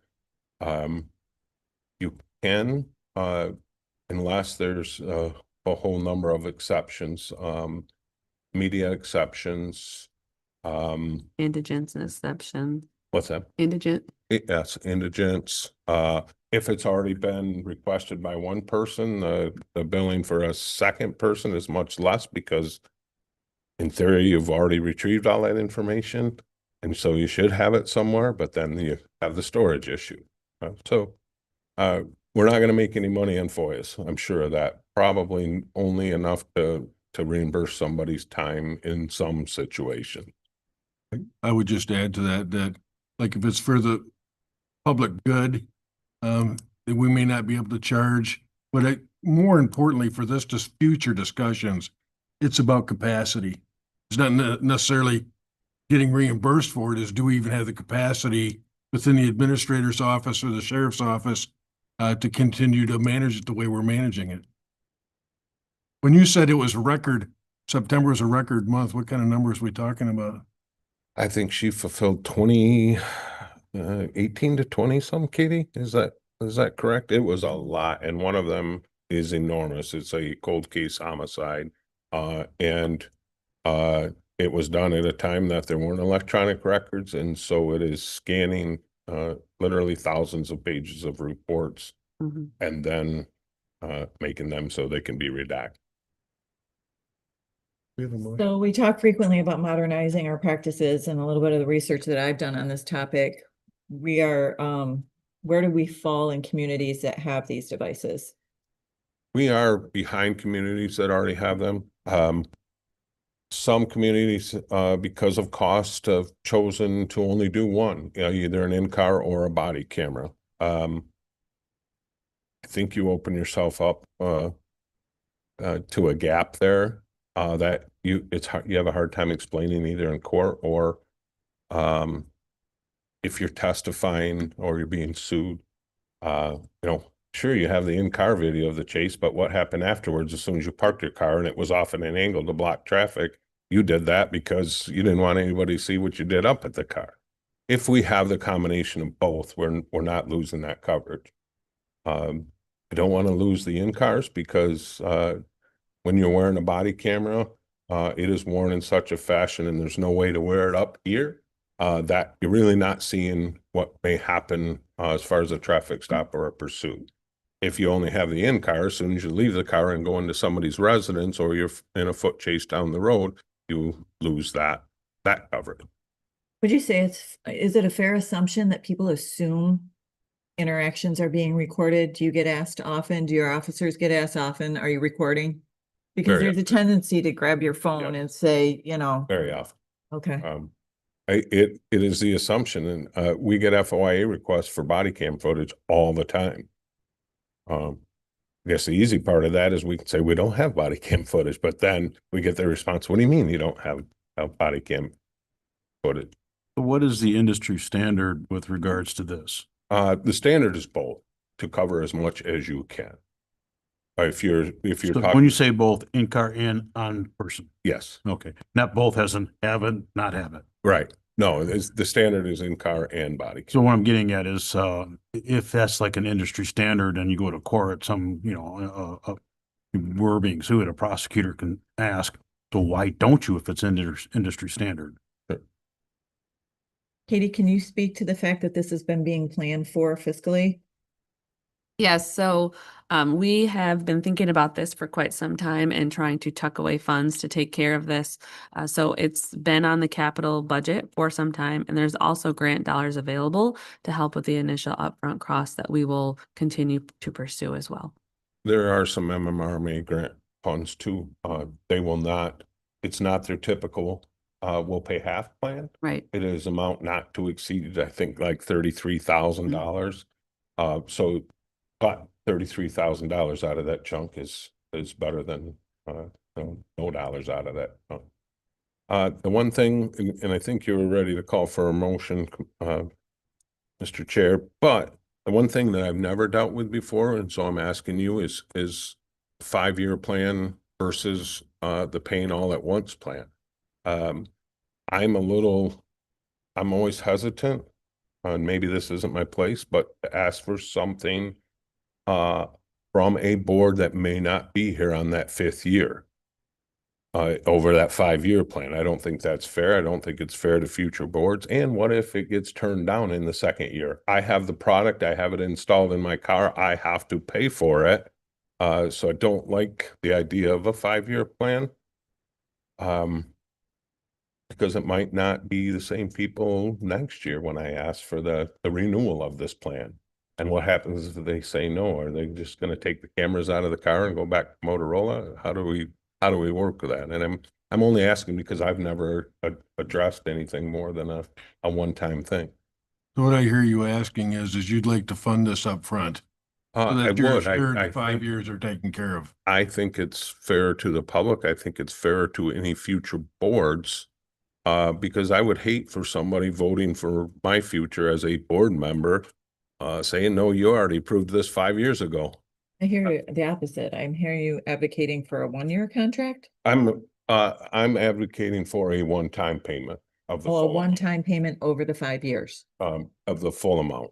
the full amount. Paid up front. He's not Yeah. relying on future boards. So that's not really how it works. You can approve the total amount for a 5-year timeline, but we can't pay 240,000 upfront. So what you would do is that you would approve the contract for 5 years in the total amount of X paid over 5 years.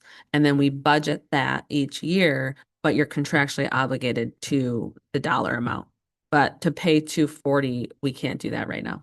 And are you pretty confident this vendor is the one you'll want to stick with for 5 years? I mean, obviously they're being used by other departments. They are the leader in the industry, and I'm very confident they are going to be around in 5 years. Our last vendor for our in-car camera that we currently have in the vehicles left us hanging. And the rumor has it they're going out of business. They say they're not, but they really left us hanging. This is the one in the industry that I'm most confident will still be around in 5 years and still will have parts for this equipment in 5 years when the warranty runs out. Edie, do we get any discounts from our insurance carrier because we have this extra layer? No, they'll give us money to help pay for them, but there's not like a, liability, not stipend or perk per se. No. Because risk is reduced, they don't, but they'll give us the money to help pay for it. They will give us some Well, money. theoretically. Yeah. Well, my comments on this are gonna be, we talk frequently that Benzie County is no longer forgiven for being a small community. We have to treat this just like any other community would need to treat it. And quite frankly, I think it's important for the protection of the officers that we have this available for them. I don't know if they've resisted or not, but I would think that if they're on the road, they'd like to have this as an added layer of protection for themselves. Absolutely, and the deputies are certainly in support of it. Would anybody like to make a motion? So, B would be the appropriate motion to approve it for the 5-year chunk. Which you want me to read? Yes. That the Benzie County Board of Commissioners approves the total 5-year contract amount not to exceed $240,000 for the in-car and BWC contract with Motorola Solutions, with the amount coming from previously approved capital improvement funds, and that's going to be paid yearly then? Which will Yes, be if you could add on to be paid annually. to be paid annually, 9 seconds.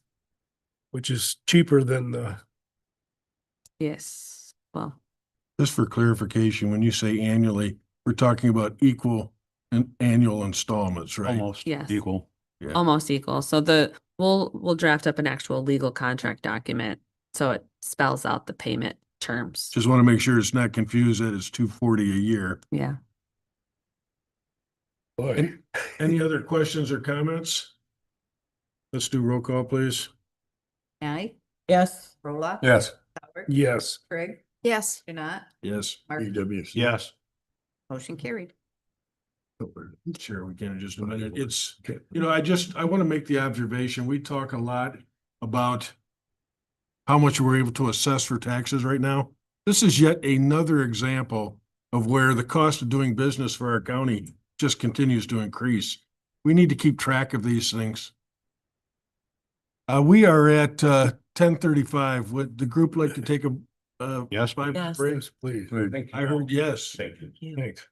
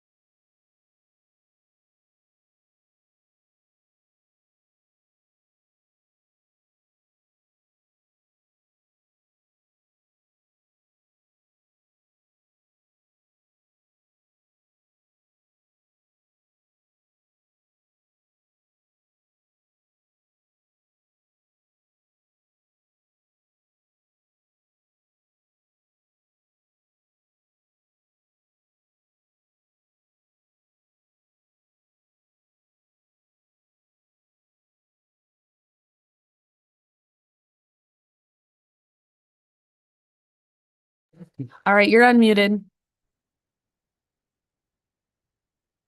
Amy. All right, why don't we call it back to order at 10:46? And the next item on the agenda is the snowmobile grant. Application, yep. So the in the packet is a snowmobile grant, patrol grant, $4,000 for the winter season. In your packet, you will see the grant agreement in there from the state, which has been signed by the undersheriff. And what is in front of you today is to confirm his acceptance of this grant for $4,000. And we see this every year, correct? Yes. Anybody like to make a motion? Well, if I can ever find it. No, I'll make the motion that the Board of Commissioners authorizes the fiscal year 26 snowmobile law enforcement program grant agreement, total grant amount of $4,000, and authorizes the undersheriff to sign. Thank you, Tim. Sauer will support. Thank you. Questions or comments? I do have a question. Do we have a functional snowmobile at this time or two? Yes. Correct. We have two. Good. That's my, like Art says, I'm asking this for everybody else. Yes, sir. We haven't We run are- them in a while. And We are functional. good. Good question. Okay. Any comments or questions? If now let's roll call, please. Roloff? Yes. Sauer? Yes. Greg? Yes. Janai? Yes. Mark? Yes. Realize this thing was. Yes. Motion carried. Thank you for your support. All right. Thank you, Sheriff. The next item on your agenda is the maintenance barn remodel. This is the tannish, brownish maintenance barn that's just down here where the tractor is, the truck, where the salt is stored and so forth. This went before the Buildings and Grounds Subcommittee. We did advertise for proposals as well as made many phone calls among the group to get proposals. And there are 3 proposals in your packet specifically. The Buildings and Grounds Subcommittee has recommended to move forward with Gray Construction and the not to exceed amount of $24,000. This is a planned item that was on the ARPA capital list as well. Right now, as it's moving forward, it would be without insulation, but as we get into that, we're going to look at insulation in the future as well. There was one proposal for insulation, but because of the cost, the thought was to, when we approach insulation, to try to get additional quotes for that too. So this would be to essentially reskin it and shore up any framing material that is compromised. So it's not a completely brand new barn. It's really just rehabbing the barn that we have in place, which is why it is much cheaper than to build a pole barn today. So that is the recommendation from Gray Construction, and this has been included in the ARPA dollars. Anybody from the building committee like to speak to it? We did get multiple quotes, which was nice to have more than just one. And I do believe the buildings, the maintenance people did a fantastic job in vetting and going out and getting quotes for us. And we felt that Gray Construction, being local and having other people with experience with them, was help make our decision. And they were, if I recall correctly, considerably the lowest bid as well. Because I thought one of the bids was almost 70,000. It was. Grand Traverse Construction. It was. Yep. Quite a bit of difference. Well, I'll make the motion that the Board of Commissioners accepts the proposal from Gray Construction to remodel the maintenance barn in the not to exceed amount of $24,000 as recommended by the Buildings and Grounds Subcommittee with funds available in the ARPA capital funds. 9 seconds. Opening it back up to questions or comments? Do you have a question, if I may? Please. So you talked about insulation, not part of the quote. Is the barn currently insulated? Okay, but that would be a nice to have. Yeah, that'll help with the moisture in the building. So the idea of, you know, getting this barn up to snuff is to protect the equipment that we've recently purchased so that we can ensure some longevity with the tractor and the truck and other things, as well as the salt storage and such. And so insulation is on the docket, just not at this time. We'd like to at least get moving forward on the skinning of it because there's quite a few holes in and around the barn now and leakage happening. So at least drying it in is the priority at the moment. I think if this is helpful, we weren't sure if Gray's Construction was gonna be able to get to it. Now we're in the spring. Mhm. So if we could get through the winter, that would give us an opportunity to get 3 insulation bids as well, because we only had one. So it Mhm. didn't seem prudent to just go with one bid when we weren't sure if we would need it for the winter, because that's important. If the equipment's going to sit in there all winter, if they get to it quickly, perhaps we will get 3 insulation bids and decide to move forward at that point. I'm glad to hear you say that because that was kind of my concern too. Hmm. Is that heated? Yeah, I did. Is the maintenance room heated that's in the barn, the equipment room? Okay. Well, heated in the sense of, I think they run a space heater, or like a bullet heater in Yeah, there. more, Yeah. more likely, but Yeah. that small But room. the that barn he- itself is not heated. Yeah, tools and such. Yeah, I Oh, would bullet really there. encourage you to move that along for insulation as quickly as you can. Mhm. I know from personal experience, there's benefits to that, even when they're not heated. Mhm. Any other questions or comments? Call for the vote, please. John, Yes. Marky, Yes. Natalie, Yes. Roloff. Yes. Sauer, Yes. Craig, Yes. motion carried. Katie, the equalization director, I've asked you to present some information and at the same time make a recommendation. Are you prepared to do that? No, I am not. So what you have in your packet is a great deal of information related to equalization and the director position and services, as well as I emailed out some additional information that was received over the weekend. So it's not in the packet. So in total, you do have 4 proposals for equalization services, and we now have a new applicant on file. We did interview the single applicant before, and that person has since declined that offering and then put in a proposal. So that's your 4th proposal. But now we have received an applicant from a Michael Beach, who put in the applicant over the weekend. I did try to reach out to him yesterday and chat with him about his thought process, if he's looking for a remote position versus in-person position or what have you. So we had a little more detail, and I was unable to reach him. I did leave him a voicemail. What we're seeing though as a whole is equalization directors in the office are becoming less and less. This is becoming more of a remote position. It's in the office temporarily or on short-term basis. And there's contracting happening all over the state of Michigan. Many have multiple counties under their belts. And so we are struggling in a sense of trying to find a person for equalization of the level 3 status. In speaking with the Register of Deeds and the county treasurer, they would really like to see an in-person in-house position. And there's quite a few folks who would like to see an in-house position, and I see its benefits. I just don't know if it's going to be possible, given the state of affairs that we're in. I'm in constant communications with Kristen Stager at the State Tax Commission Property Services Division. They're giving us a grace right now in the fact we don't have a director, but that grace is only going to last so long. And they're really pushing for us to have somebody on the docket. And so we're trying our best. Tony Maillard is on the call today to answer any questions from his perspective. He is an equalization director who serves for numerous counties. So he's coming from the contracted side of things, but I do believe he was an in-house director to start. So he really has both perspectives. I am not prepared to make a recommendation because of the new information we just received yesterday. I'm in a spot of we need to do a little more discovery and conversation, because I am seeing both sides of the table of there's benefits to both. There's benefits to contracting, but there's also benefits to having someone in-house. And it's a waiting game as well. I don't want to drag our feet too far and find us in hot water with the state, but I do want to make sure we're doing what's right for Benzie County. And I think that does deserve a bit more vetting.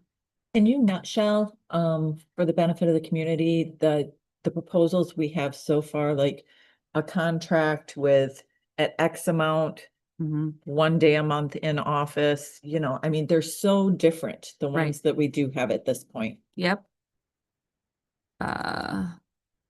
Summary would be awesome. Right, yes. So the 3 that were included in your packet, they range in cost from $48,000 to $92,000. These folks will only be in the office on limited times, but one of them will provide training. It would be online training, so via TeamViewer, Microsoft Teams, so kind of remote training happening. One of the agencies has proposed a $48,500 cost to provide the basic director services, and then an additional $116,000 to do the appraisal services. Right now, we're currently contracting with Dr. Mark Holly, who performs our appraisal studies, and then those get sent to the director for review and establishing, changes and those sorts of things. So we're paying him just shy of $50,000. And so the one proposer who's proposing $116,000 for that service, it's a double, more than double. But the director services straight are the lowest bid. The middle one, Assessing Solutions, is just over $52,000, who would could provide appraisal studies if we wanted to pursue that specifically at a much less cost. And they would also provide training, but mostly remote training. On-site is needed. The contracts all were 1 day in the office per month, but as needed in some cases. And then the third proposal that was in your packet came in at just over $92,000, and quite frankly offered the least amount of in-office, and no training was even called out in their contract. As you know, we have I say young as in young in the field train folks down there, so we need that person to be training them. You did receive an additional proposal yesterday. This person is proposing to be in the office roughly 80% of the time, versus only once a month. Theirs came in at about $75,000. And like I said, Michael Beach, who sent in his actual application for the position, I tried to call him to see his intentions, if he was planning to be here. Based on the research I could do, they're not a local person. So that's what leads me to question, do they intend to be in the office full-time or not, being they're not anywhere remotely close to Benzie County based on my research, unless of course they've just recently moved. They did not include any addresses on their paperwork. So I had to do my best as far as, looking up things. But that person also owns an assessing company and assesses for various jurisdictions in the Mecosta County area, as well as down in Ionia, I believe it was. And so again, leading me to question what the intentions are with the position. Is it in-house, remote, or so forth? So that's kind of where the lay of the land is right now. Let me ask, the person who's 80% of the time, 75,000, that's not with, we still have our $50,000 contract for appraisal services, That would right? be correct, which is already budgeted and planned for. That would keep that still separate. So in the past, that second person at equalization was doing those items in-house. You have to have a minimum of a level 2 to perform the appraisal service, appraisals into the community. We didn't have that until just about a month ago. We have somebody down there who's now in a level 2. And so in a perfect world, we'll give that person another maybe year or so, and then maybe bringing that back in-house would be the appropriate next step. But right now, being she's just obtained that licensure, she's not even done appraisals yet on her own, let alone with anybody. I think it would be inappropriate to throw that burden right back on her. And so I do think contracting for at least another year is going to be the right course for appraisal specifically. That person does the appraisals and then brings them in to the director, who then reviews the studies. And so the director would review the studies. So I was part of the committee that actually reviewed the proposals and did the interview of the person that came in. I do think it's important that we have in-house presence as much as we can, so we can get the people that we currently have hired down there trained. And I don't think this in-house 1 day a month is going to really, in my opinion, benefit us a whole lot. I'm hoping that this is like a transitional thing for us to where, like Katie said, we have people down there that is a level 2, but brand new at a level 2. Hopefully we can then get some people in-house trained and maybe even get another level 3 in-house trained at one point. I would be personally more inclined to have on-site presence more so than now. Kelly, would you like to speak to this? Kelly was also part of the RFP review and interview with the applicant. Kelly Long, County Treasurer. Yes, I'm in agreement with Commissioner Markey on we'd like to have someone on site at all times if we could. I mean, that'd be great. But like I stated to them before, my biggest concern is during tax season for me, which is June and November. The person that we interviewed sounded like she was great. She has lots of experience, but she wanted to be remote during those winter months, which I'm not opposed to. I mean, change is a coming. We got to go with the times, I guess. It's better than contracting with somebody and only having somebody here one day a month or even one day a week. Winter months tend to be a little slower for assessing and for us here because we're in the process of taxes at that time, and we don't get busy again. Assessors don't get, actually equalization doesn't get busy again until February, March. So depending on who we get and if we have to do remote and if it's only for a couple months in the wintertime, I'd say we go for it.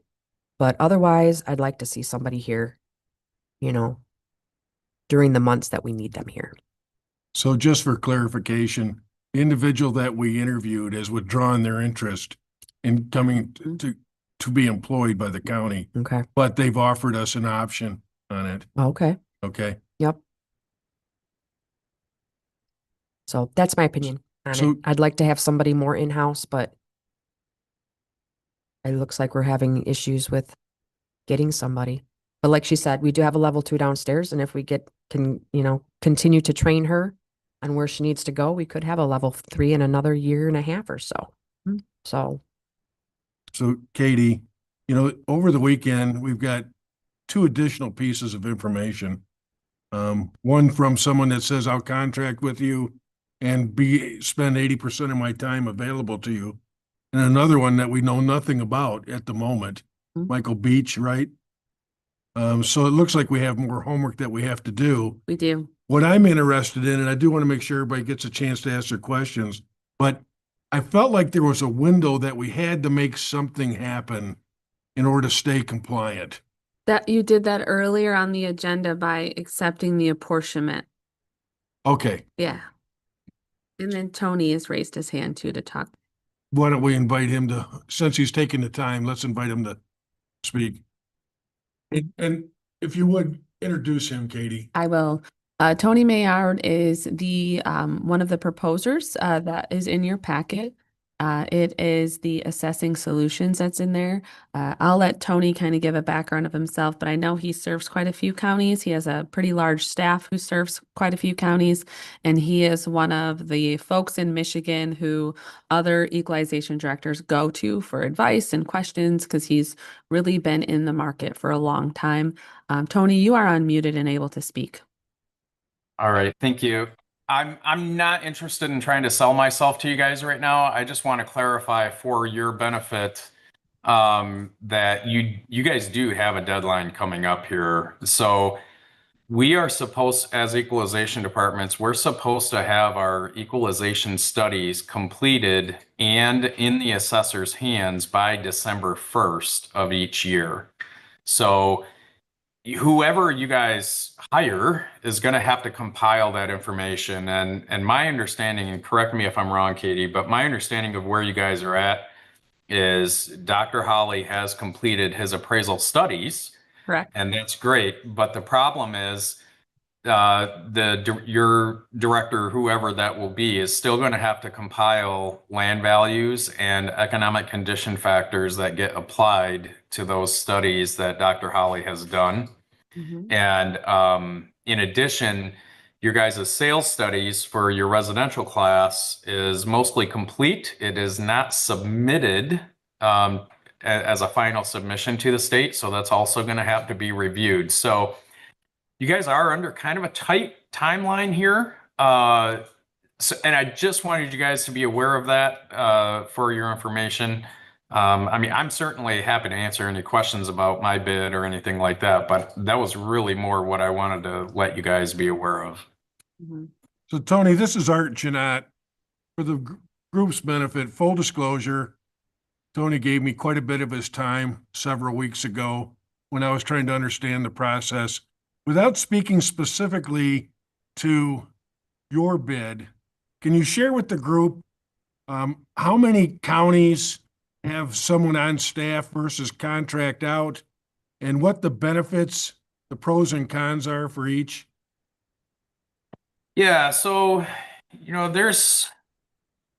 it's getting close to 20 counties that are contracted right now.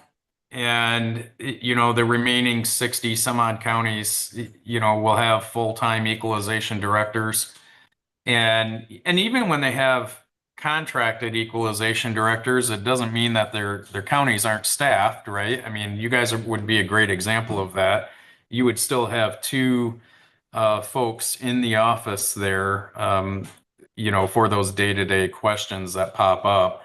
But, the benefits to contracting is obviously cost. It does save you a considerable amount of money, not only upfront, but also the OPEB cost, those post-employment benefits. It's definitely going to save you on that as well. And I will say, contractors can sometimes get a bad rap in the fact of, well, they're not in the office, so they're not available. And I would say that it's kind of an unfair assumption for contractors, because at least in my case, I can't speak to every contractor's. I would say we're almost more available, because now not only do you have my phone number, but you've got phone numbers of my staff as well. So if I can't answer the phone or I'm on vacation, right, you've got other people that you're able to call. And, other contractors have that same opportunity as well. And I know some of them operate that way. And, the having them in staff or in-house every day is nice, right? You get to walk down to the office and have a discussion with that person in person, face to face. So I can understand the benefit to that as well. It's just, assessors are just getting harder to find, as you guys are experiencing. So this contracting business is just becoming more and more common. So how do we compensate for the fact that we have an inexperienced staff and not somebody directly supervising them day to day? Yeah, so I would encourage you guys, whoever you guys choose, make sure that they have a plan in place as far as training that staff. I can tell you, like what we do, we invest in TeamViewer software. So if I have staff sitting at Ionia County or Mason, whatever county, they have the availability to call us. And if they have a question and they just don't know how to do it, rather than me trying to explain, okay, well, up in the upper left-hand corner, click on this button, I can just log directly into their computer. I can actually move their mouse, show them exactly where they have to click, right? And, all of that jazz. So it's like I'm standing over their shoulder. And, we've made the conscious decision to invest in that software. Not all contractors do, but that being said, let's say you do select a different contractor, your IT department probably has some sort of remote access software that they use to help their people. Maybe it's an aspect of you make that your software available to whoever the contractor is. And I'm sure I know the other two contractors. I don't know your fourth bid, but I'm sure they would be able and willing to do that as well if they had the software provided to them. And who knows, they may be willing to invest in their own software as well. Well, we have Tony on the phone. Tim? Well, this is maybe more of a question for Katie and not Tony, with regards to the staff and somebody I would almost call like their supervisor being remote.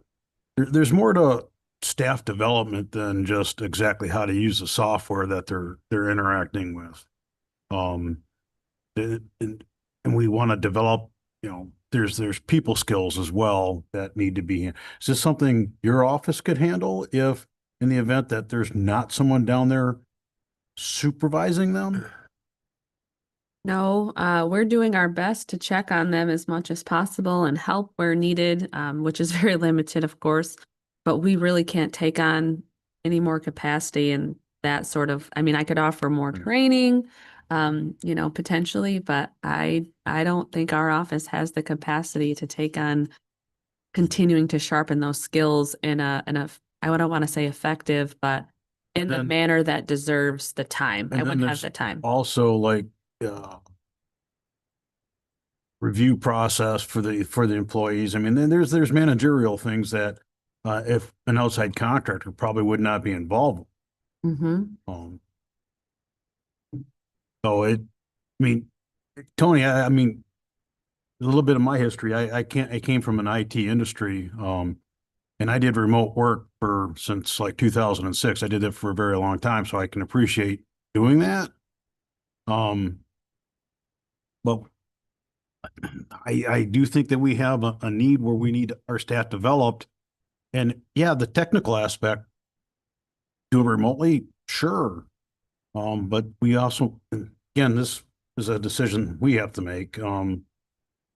There's the people skills, and stuff that we'd also have to develop here in-house as well. Good points. You got personnel issues you have to deal with. Mm-hmm. Other comments or questions for Tony while we've got him on the microphone? I've got one, and that is, how do you work with the local assessors? Yeah, so we're in constant communication with the local assessors. You know, obviously, they have my phone number available to them. They have my staff's phone numbers for the most part available to them. The unique thing about us is I'm just weird and I don't work normal hours. So I typically answer the phone from about 5:30 in the morning to about 10 o'clock at night. So, and it's becoming convenient for assessors because they are often not working normal business hours as well. But I think it's, you know, we just try to stress keeping an open line of communication with the assessors. Some of the things I do in my other counties is I actually provide like border review training for not only the assessors, but border review members. And, you know, we can certainly, in Mason County, we have a monthly assessors meeting. You know, it's really kind of how involved do they want to be is really more of the question there.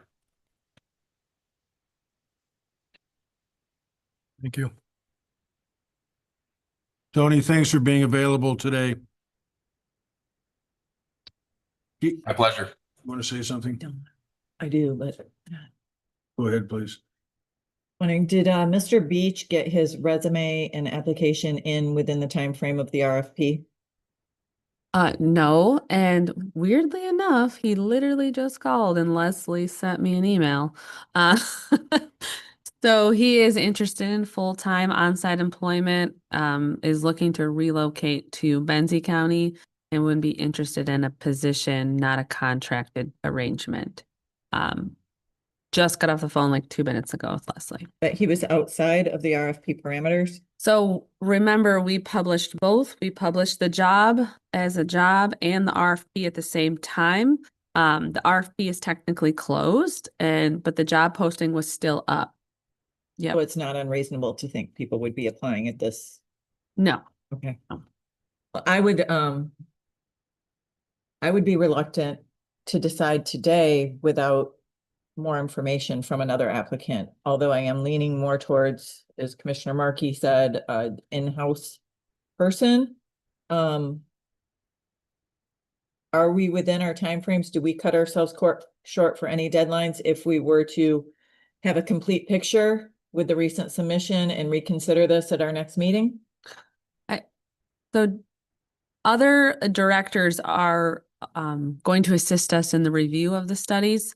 So like Tony said, we are cutting ourselves short in general for all the things. We're in a decent spot right now. We did apportionment, which was the big deadline that was next. We're tight no matter what we do, but I have lined up other directors to assist in the review of those studies. So. And just to be clear, the individual who can be here 80% of the time will not be a Benzie County employee. This is a contract. Correct. She has not requested health benefits or any of those employee or perks. And the 20% that she's not here, unless it's paid time off, she will be working remotely. Is that correct? Some of it. So she's obviously built in time away for personal things. She gave me an elaborate spreadsheet of every single day accounted for 12 months. Perfect. So obviously she has a personal life as well. She would want to be in Florida for a couple of months, and during those times she would be remote accessible. But outside of those, normal PTO type items, she would be on site available. And when she's not here, she'd be remote. However, there is some times where she wouldn't necessarily be fully remote available because she'd be serving in the other county that she's currently employed by as well. And you've confirmed with that county that this is an acceptable arrangement? Yes, so Saginaw County is where she's currently at. She has spoke with Saginaw County, and they're fine with this remote arrangement as long as she can be there this other 20% of the time to help during the certain peak times of the year. But it sounds like this new individual is offering an employment picture that we're looking for as well. Yeah, that he I would confirmed like that to Leslie. I think we need to talk to this. I don't think we're ready to make a decision today either. No. I know I'm not. I think we ought to put that interview group back together. Let's have this discussion. What I'm hearing though from the commissioners is that preferably you would want somebody that's downstairs versus a contract. No, I mean, just because our staff downstairs is so green, so. I 100% agree with you. So why don't we do that? Katie, you can arrange everybody's calendar. Let's have that discussion. And then at the same time, at your request, we helped interview the last candidate. Correct. I'm assuming you'd like that to happen again. Yep, and I assume yourself, Tim and Bob again. Yeah. Okay.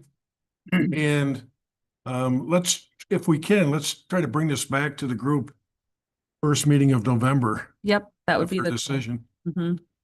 Is everybody okay with that? Yep. But the important thing is to make the right decision. So quite frankly, if we just aren't there in the first meeting of November, it may get delayed further. which would be not what I hoped for. Well, I get Yeah. that, but it's better than making an uninformed decision. All right, Remember, the first meeting of November is on a Wednesday. It's the 12th. right. Yes, it because is the of day Veterans Day. after Veterans Day, November 12th. This urgent enough to where we may want to call a special meeting for timing. Well, even if you offered a position, they still have to give their notice to their current employer. So we need to have our contingency plan, Mhm. and you already have that in place. I have spoke with another director who's willing to help me through that. If needs to be money passed that way, then perhaps we'd call a special meeting. There could be an exception to that, though. I mean, the individual from Saginaw, they're going to continue to stay in employment with them. Correct? So we don't know what that transition really needs to look like. Correct. And this other individual works for themselves. So it may not be as big a transition window as typical. Maybe not. Yeah. So let's try to put that group together as quickly as we can. And then is the group opposed to Zoom if it could happen like the next day? I'm not. If we're trying to keep this Zoom. speeding up, Okay with it? She wants to know if we're okay with it. Yeah, I'm asking you. I'm okay with it. Bob, would you be okay with Zoom if that person couldn't get here in the next couple of days? Yep. Okay, so we're pushing this off until the next meeting. Yep. Thank you, Tony. The next item we have is a 2% tribal grant. Yes, Rebecca Hebers is here to go over the 2% tribal grant application. So I'm ahead of the ball, but that's how I like to roll. The application period ending is November 31st. 30th. For this cycle. I've compiled a grant request, thinking about the county as a whole. We have had a few recent, it's not trending or anything, but we've had it and I've been asked for resources that I can't provide. Most of them having to do with marine buoyancy, spill containments. We had a couple of boat fires on Crystal Lake. We've had a sinking of a boat. All of those have petroleum chemicals, and obviously our natural resources are one of our biggest priorities for Benzie County. So having these resources closer to hand is just a no-brainer. And so instead of having each fire department or each responding agency try to finance something independently, I collectively just asked for several spill kits to be strategically placed throughout the county at our fire departments who are trained in the deployment of those to have on resources. So I'm collectively doing a grant request for resources for the county, but obviously they would be placed in an individual township fire department. So if you've read it, these spill kits are, I tried to make them manageable. So they're the little garbage cans with wheels with all of the components in there to maybe temporarily, we may have to put two together depending on how big it is, but have that initial resources available to stop floating contaminants from maybe a boat that sinks or catches on fire or whatever, the petroleum items contain it. People don't like seeing sheens on water. So that's all it is. And so what is required if I apply is the board approving the application and applying it as a county department or at the county. Anybody like to make that motion? I'll make the motion that the Board of Commissioners approves the grant application for the tribal council allocation of 2% funding for Benzie County and authorizes the chair to sign. I'll support. Rebecca, I have a question for you. I do have questions, yeah. Are these spill kits for marine only, or are they just petroleum spill kits? The petroleum spill kits, I tried to focus on, they're petroleum only, they're oil only, meaning they have some buoyancy to them because that is our focus. You can get, Are these like the big socks? there's socks and pads. Okay. Christie? I do have a question. So again, this is just from my past life. Do these expire? I don't know. Okay. I honestly don't know. I did the research. I think they store for a very long time. They probably could degrade if they were exposed, but we try to buy them in a contained, but I do not. I don't ever recall seeing an expiration date on them, Okay. but I'm not saying there isn't. They And might take. And then do you have a plan for inspections? These don't have to be inspected. Is that what you mean? Yeah. You mean if they should use them and what they do to dispose of the? I don't know. Again, this is from my past life. I'm a lab rat. When we had spill kits, some of them expired. We had to do inventory, you know what I mean, to make sure that they were still there and intact and da da da. No, I pretty much could tell based on how I function every day and how I interact with the fire departments. I would know if they would use them and if they would need more. I don't know that I could necessarily provide more or replace more. We don't have them at all in our county. And I learned that through a couple of citizens where they're like, hey, can I get this? And I'm like, I don't have the resource to help you. So having the resource is what I was trying to accomplish. I think it's a great thing. I'm not Yeah, I'm not sure on the specifics of the. trying to do any of that. I'm just asking questions because again, in my past life, I knew that there were some things that came along with spill kits. And so I'm going to rely on the fire departments and their technical skills as opposed to hazardous materials as to how they maintain the kits in their own facility. Okay. I buy a gift, I give to you, You take care of these, You you take care of inspect these. Yes. I can't say that we'll just go there. I can't say that I will replace these ever as a county facility. That's a or good thing to anything. see I'm right just here. trying Yeah. to put the resources in our county so that we might have them. Should note that in the minutes. I pass that on to Mr. McGurk. And if someone should use theirs, maybe we shift them around a little bit, but I can't say I can afford to replace them. I'm just trying to get a resource into the county that I know we're deficient. No, I think it's a great idea. I do. Other questions for Rebecca? We have a motion with support. Let's go. for the vote. Not, Yes. Turkey, Yes. Nye, Yes. Roloff. Yes. Sauer, Yes. Craig, Yes. motion carried. Okay, we had added an additional item on this, is to accept Dave Davis's resignation from the PTA board. I'd like to get a motion to accept.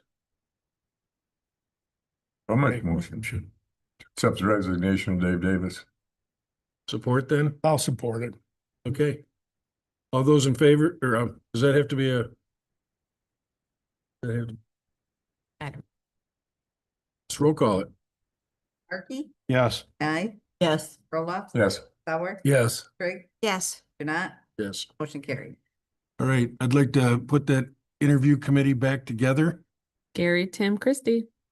and you'll work with them to manage the time. Let's circle back around then. Were we able to craft a message, a motion for Corey's request?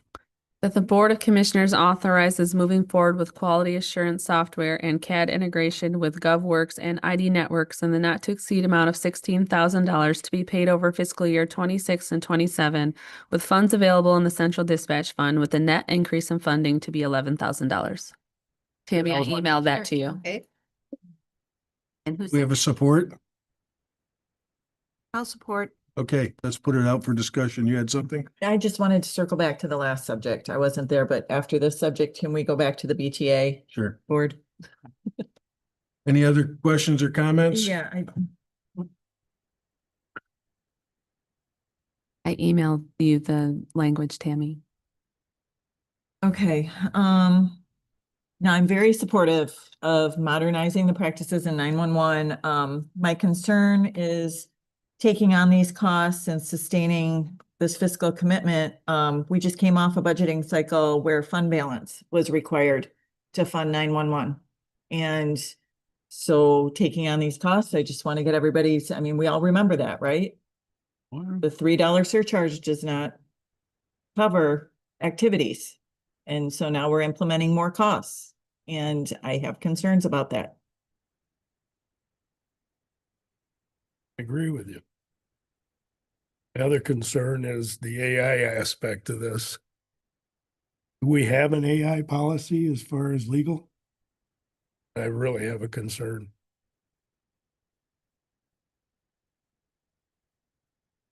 All legitimate comments. Anybody else want to add to it? Well, now's the chance for you to voice your position in this. We'll do a roll call. Nye, No. Roloffs, No. Sauer, No. Craig, Yes. Janat, No. Markey, Yes. motion failed. All right, what I'd like to see is that we keep this on the front burner. Let's see if there's a way to know that we can sustain the cost, because as it's already been said, it's the right thing to do. It's just a matter of, can we make this financial commitment going forward? Remember that we're going to go from a 3% audit to a 100% audit, and it provides training. I think this is a valuable tool for us. We'd go from a less than 3%. Yeah. We don't meet industry standards currently, so And 3% would keep us compliant. technically, yes. And has the, was it that taxing? Tax Advisory Committee? Yeah, are they gonna come back to the board with a recommendation anytime soon? The tentative recommendation was November 12th, but I'm working with legal counsel right now. This is a brand new process for all of us here. And so I'm not sure if we're going to make the November 12th cutoff. It may be the second meeting in November. And I'm assuming they did talk about dispatch rather in depth. Yes. They've Prove talked that. about a lot of things. Probably at all the meetings, weren't you? All except the first. Yep. Yep. And I spoke at all of them. Did a great job. Yeah, you kept it in front of them. Thank you. All right. Again, keep it on the front burner. Commissioner report. Oh, Oh, we need to No, I wanted to. I have to circle back. I Oh, that's right. apologize. Yeah, for clarification, are we looking to fill one seat or two?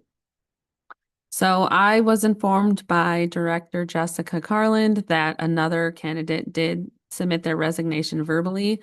To my knowledge, as of today, there's been no written resignation given to us. However, Jessica indicated they would be memorializing it in their minutes.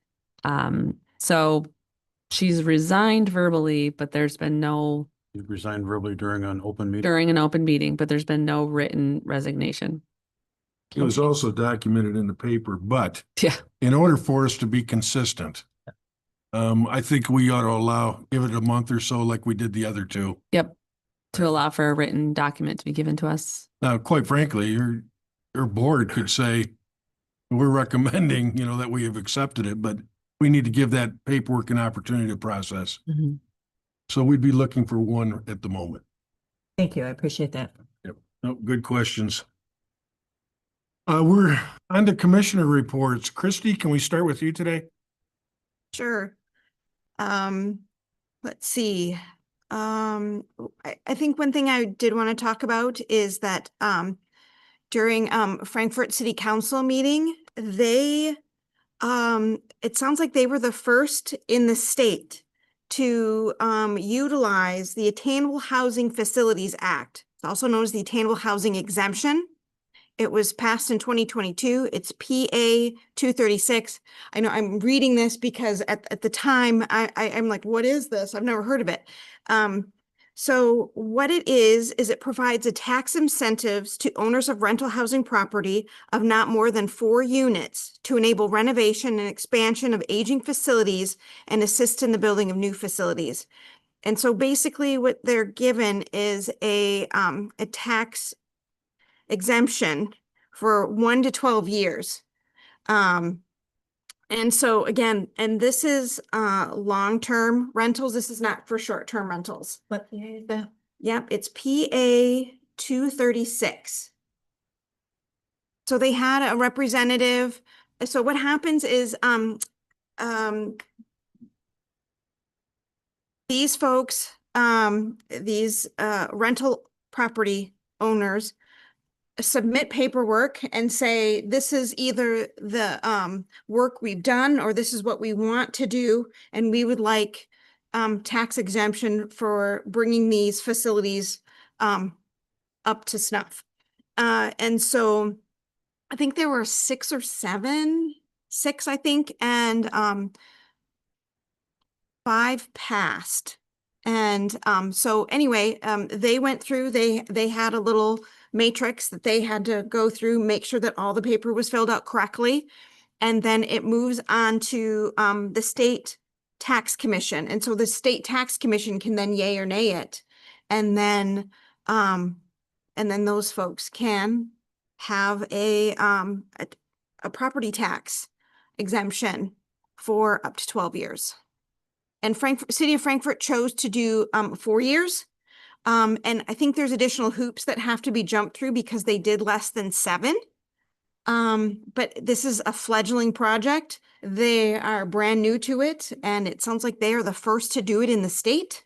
So they wanted to be somewhat cautious, and they said for 4 years to start.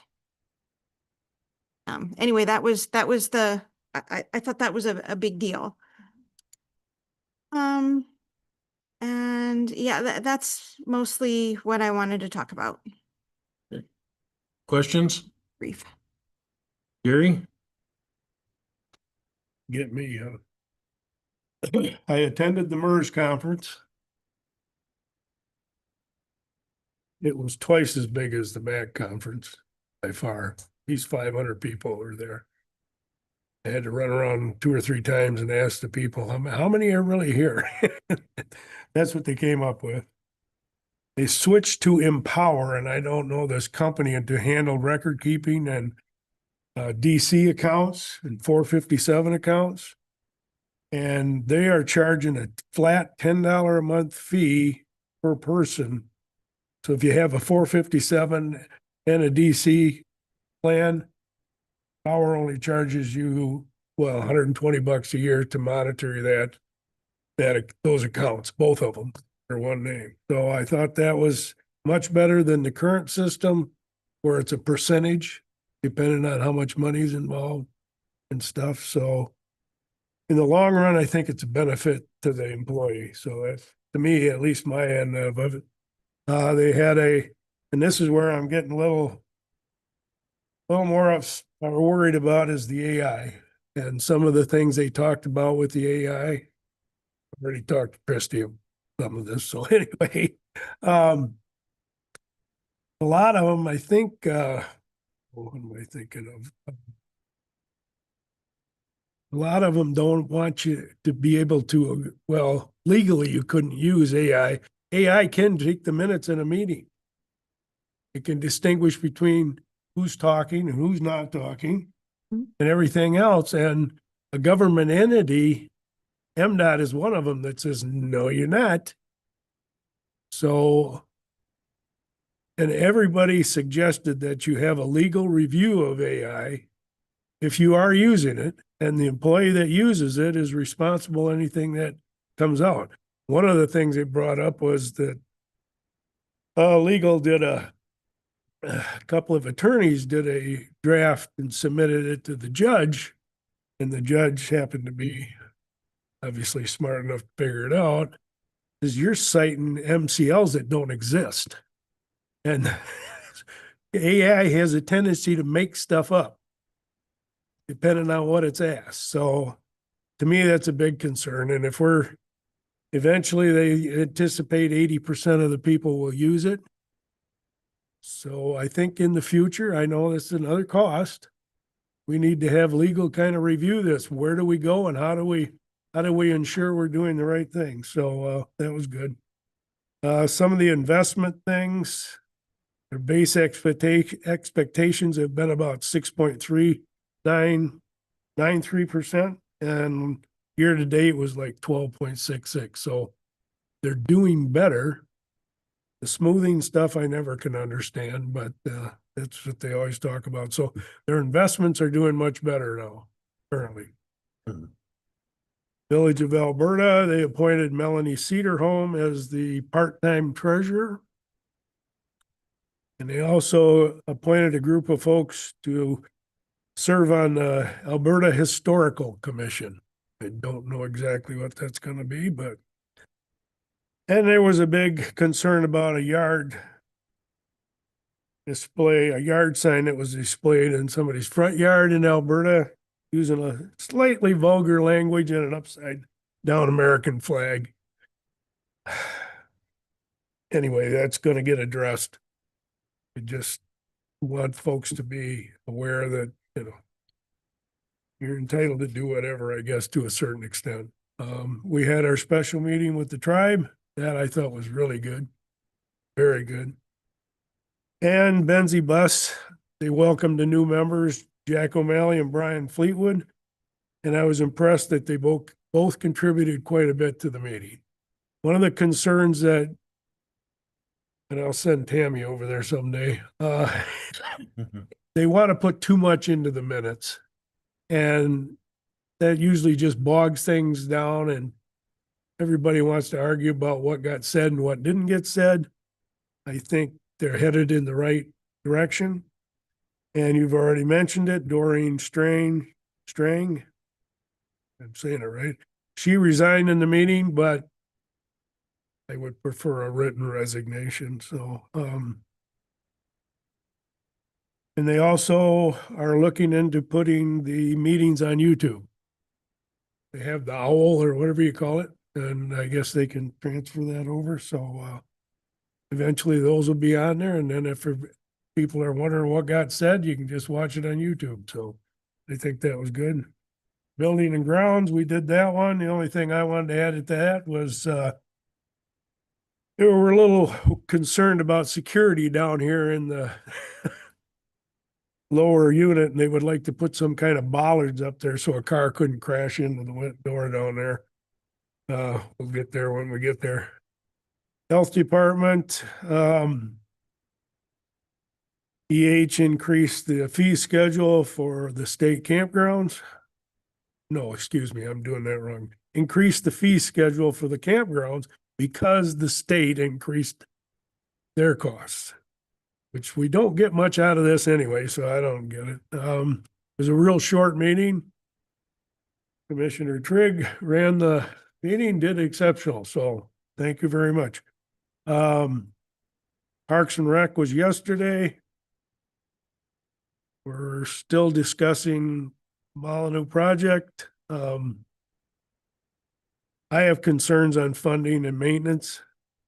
And there was some concerns on, they made some real sharp turns coming off of, or going on to Molyneux Road and coming off. And I didn't get it quite right, but there's a possibility that if you ride a bicycle, there's a good chance that you come around too fast or even slow, that some of these bikes are gonna collide. So I think that kind of needs to be looked at too. So that's pretty much all I got. Questions for Gary? Gary, just to talk a little bit longer about Railroad Point improvements. Yeah. When there was some people had an understanding that was going to be on our agenda today. Is there any discussion when we should anticipate? It was passed on, the new plan was passed on. They have shrunk the amount of parking spots. Okay. I think the total's 10. They took one of the handicap spots away and they made it smaller. So they weren't encroaching too much more into you know, they didn't want to cut the trees and some of the shrubbery and stuff.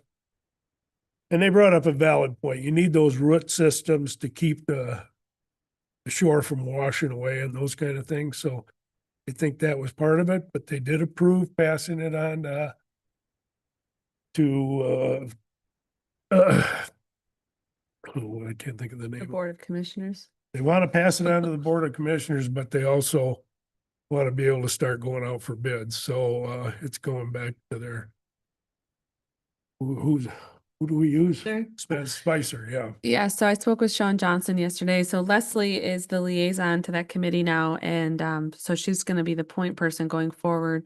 But they approved to send it back to Spicer for the final touches with the modifications. And the anticipation is that it's going to come to your board on November 12th for approval of the final design to go to RFP. And then once it goes to RFP, the Parks and Rec would consider the proposals and make a recommendation to this board as to moving forward and with what contractor. So you're going to have at least 2 more bites at that apple before any shovel would hit the ground if it does. So the next thing coming before us then would be approval of the final design. Design and RFP, yep. Okay, and then after the RFP, they'll make a recommendation on the RFP at a later date. Correct. After they've had response. Yep, we anticipate that if the RFP is approved by this board, it's going to be published for 30 to 45 days. So that's going to put it in front of the Parks and Recreation in January, and either you late January or beginning of February. So did you have something you wanted to say? No, I was just going to interject that, I mean, as all of you, I'm sure, are receiving many letters regarding this matter. Is it the Park and Recs Committee's position that the opportunity for public hearing has been made and that's done now? I guess so. Our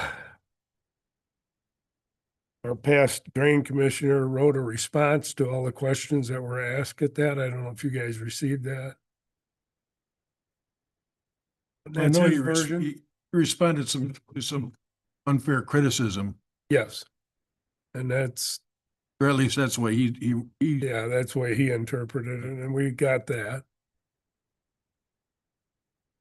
You know, I never consider anything, even if it's opposite what I believe or think. If it's somebody else's opinion, they have a right to express it, and the concerns, I know this has been going on a long time. And the opportunities were there, and some were missed and some weren't, but I don't live on that stretch either, so. Sounds like they're trying to reach a compromise of some, at some level. Mm-hmm. Okay. All right, appreciate it. Anything else for Gary? Tim? I was on the equalization committee that interviewed that one applicant, and we reviewed the proposals. And we talked about it here. the tribal council, I thought that went rather well. Wasn't sure what to expect, but it was a very pleasant meeting. I was very happy that we did that. Buildings and grounds, Gary covered that. We discussed most things here. Another thing that we did there was that we agreed to purchase salt for the winter for the sidewalks and drive parking lot. Did accounts payables twice. Welcome, Art. Thank you.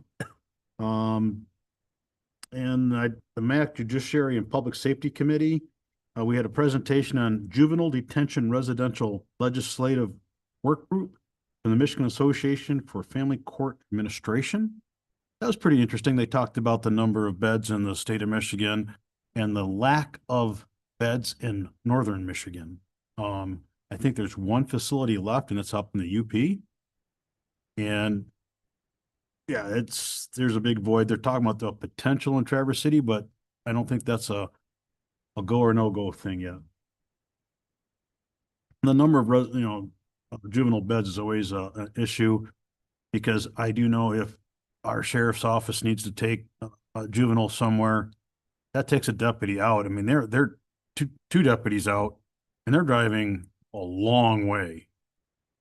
So yeah, there's definitely need. And they talked a little bit about the county revenue sharing, staying the same as last year. Okay. Questions for Tim? Bob? So I only had a couple meetings the last 2 weeks. One was with Mary Hoyt and Sarah Kurt down at the Veterans Memorial, looking to do some updates. As I talked to you before, we removed the berm here some weeks ago, and Sarah is a landscape architect. We have not got her design back yet. Looking to plant some not too big of trees in a small radius out behind where the berm was, just to keep a visual between the back of the memorial and the maintenance garage. Hopefully we hear something of that soon. It may be a spring thing, but we'll leave it up to her.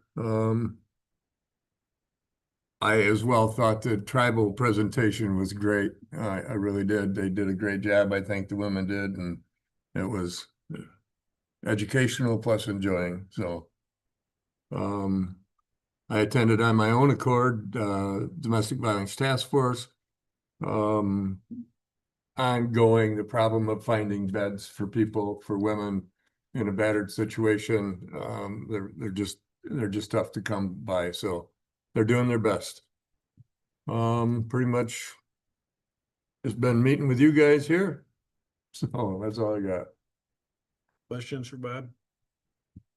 Just to follow up on the battered woman. Women's Resource for a number of years had a facility undisclosed in Benzie County to help them with housing. Do you know, they still provide that? As far as I know. Okay, good. Rhonda?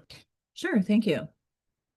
Since we last met, I attended the MAC Health and Human Services Committee via Zoom. There was supposed to be an opioid presentation and that person unfortunately couldn't be there. So a presentation was pulled together regarding SNAP under the OBBB, One Big Beautiful Bill.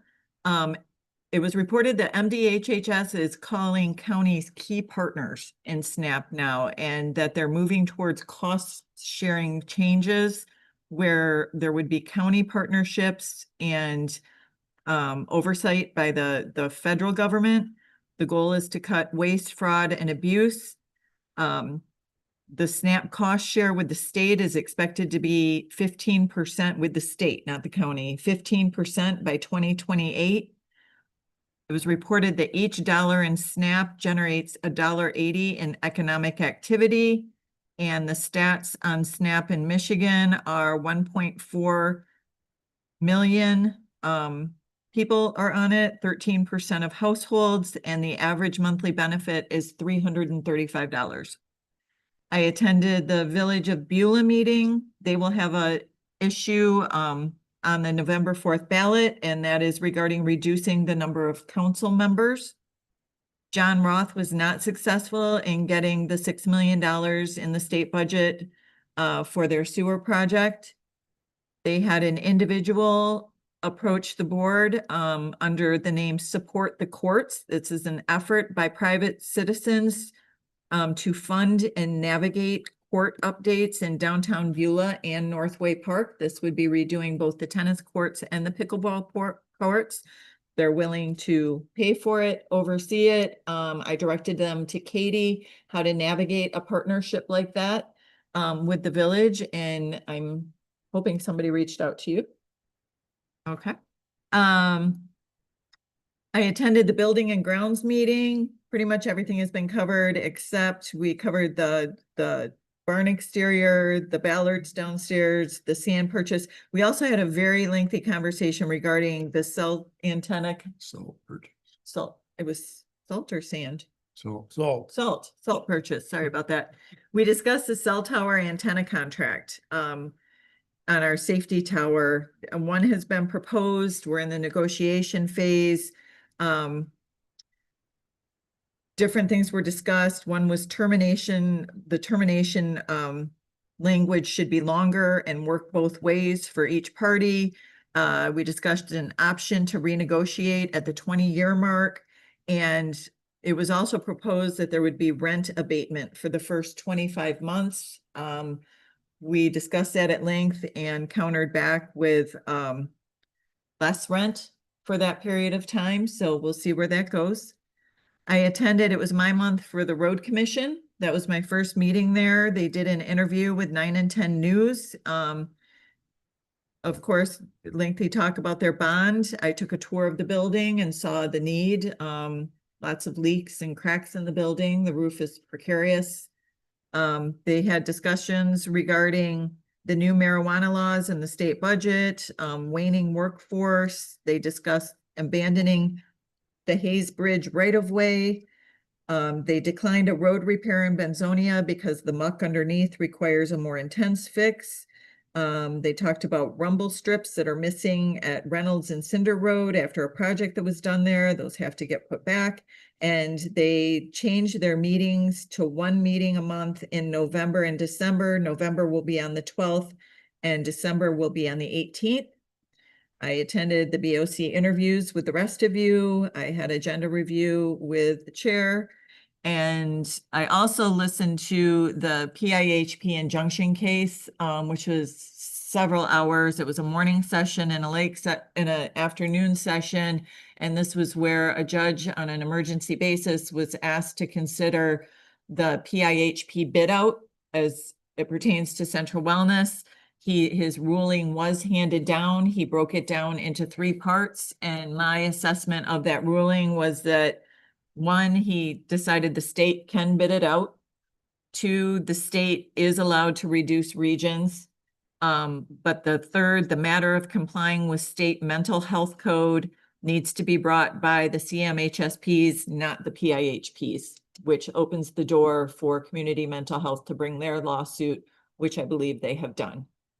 And then finally, just based on what Tammy said shortly, just a little bit ago about our next study session and meeting being moved to Wednesday instead of Tuesday, that directly conflicts with my township meeting. So I would ask that we consider, if nobody's opposed, if our study session is light, perhaps moving that to the 4th Tuesday instead of the 2nd, so I can attend my township meeting. That's all I have. The second meeting is the week of Thanksgiving, so it's probably going to be a ghost town everywhere. Let's deal with that though, while this subject's out on the table. Does anybody have any objections with moving the study session to the second meeting? You said the 25th is. So the 25th would be our board meeting and a study session. And I only asked because my township meeting is 3 o'clock that Wednesday, so. Be fine. Does anybody have an objection? My daughter might, but it's her birthday. She's already Bring her got with you. down coming out all here, so. Bring a couple of cakes and bring her right It's here. the day after my birthday. You gonna bring me cake? Amy, Here. she with you. Why don't we move it then? Okay. I appreciate everybody, If you would, everybody being Katie. flexible. Let's make sure that the appropriate people know that we're moving it. Anything else, Rhonda? That's it. Thank you. You had my report in advance. Two things that I'll touch on. I represent the Benzie County Economic Development Corporation to the Chamber Board. We are in the process of raising money to fill the gap in the funding. That's primarily being done by Norm Plumstead and myself. That's occupied quite a bit of time, but we are making some progress. And we also have posted for an executive director. When there's enough new information, we'll come before both the EDC board and this board to let you guys bring you up to date on how they're using your investment for economic development. And the taxation board really has I've just been so impressed with how they're deliberating. I know it's a tough decision for them, and I'm anxious for them to bring their recommendation before this group. And I'm not going to steal anything from them, so I'm just going to leave those comments at that. Any questions for me? Katie? I don't have a lot for you, just an update. I am meeting with Dan Hook this afternoon. I know that's been a on and off topic of conversation here, so more to come on that. Auditors will be on site next week, so our office and Kelly will be quite busy next week, so just keep that in mind when you're in the building. Back up, you better explain. You're meeting with Dan Hook for what purpose? To talk about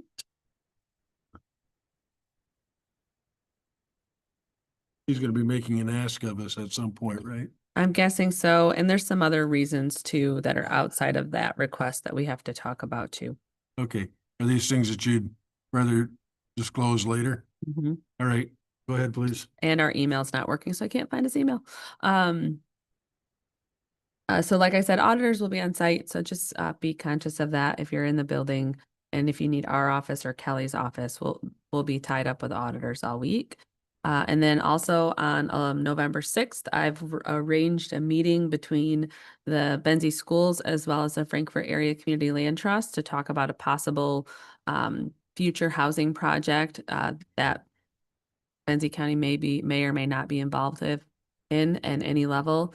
I foresee this conversation being the first of many, which would also include potentially representatives from Habitat and Homestretch. So kind of exciting to talk about. I don't know if it's possible. The school, as you know, owns a ton of property right there, and they're never going to use all of that property. So looking and exploring the idea of the school for low or who knows how much appropriating land for affordable housing in Benzie County. So just a cool project that I'm working on in the background. Homestead or whatever, Yeah, so right there at the campus. because they also own property out by, I think they still own it, out by the Goldmish area. Yeah.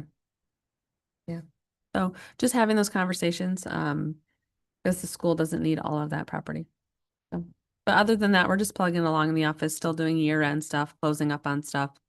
So kind of quiet and nose to the grindstone. Questions for our administrator? If not, you have correspondence that was in the packet. I'll open up to public comment.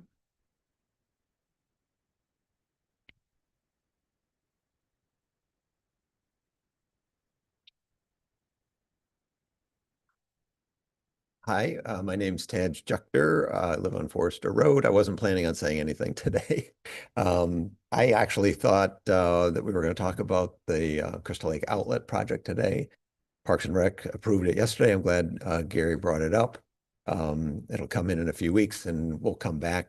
Some of your correspondence has to do with that. Myself and my wife submitted correspondence.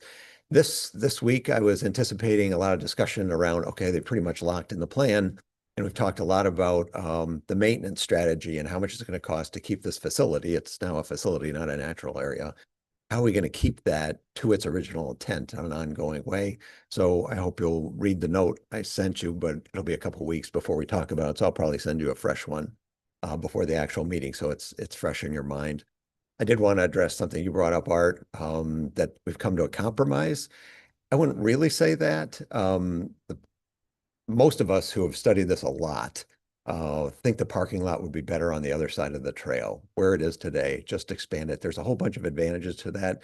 There's some disadvantages too. You have to share the trail for a short span to get to the beach.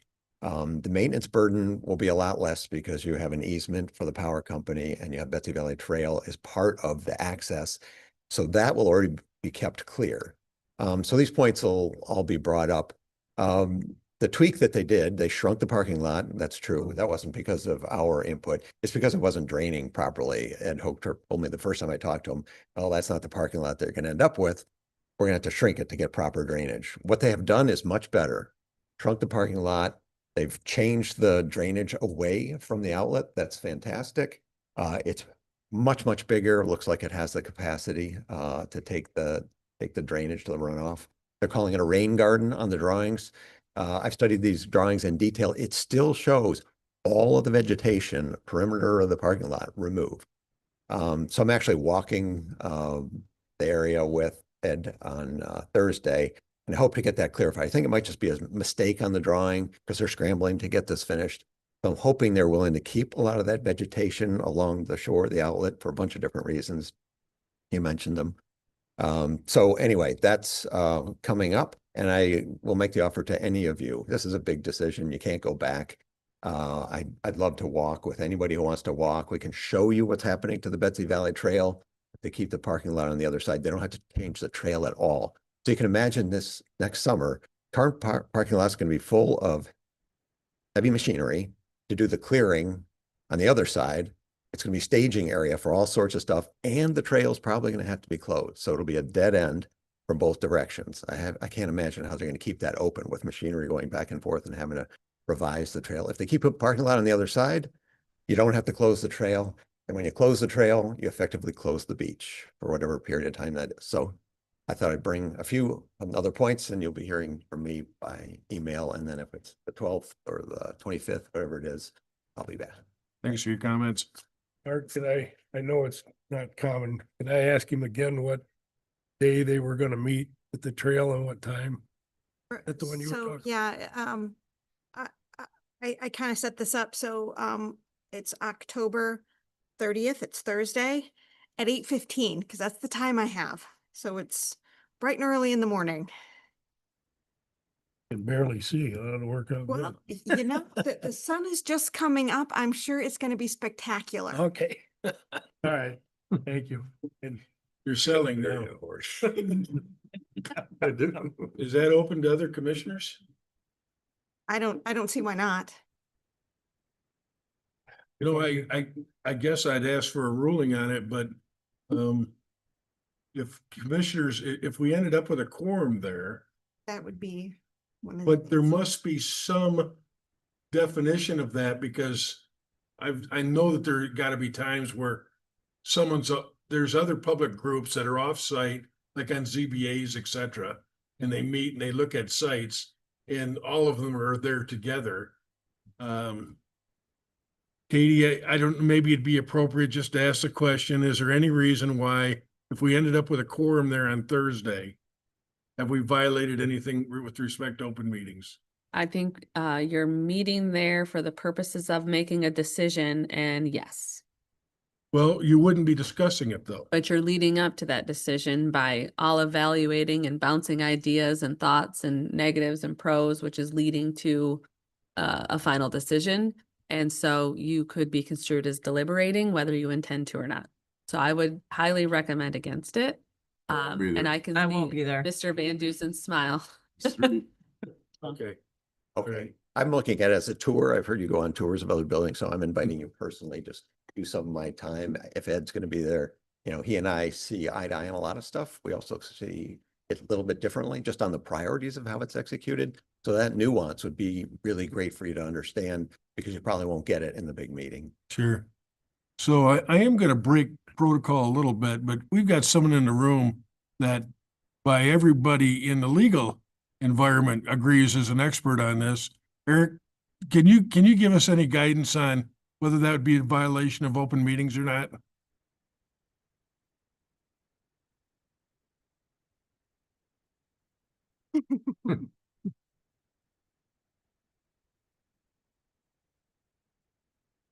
And again, I want to stress, they recognize Eric as an authority on this, so.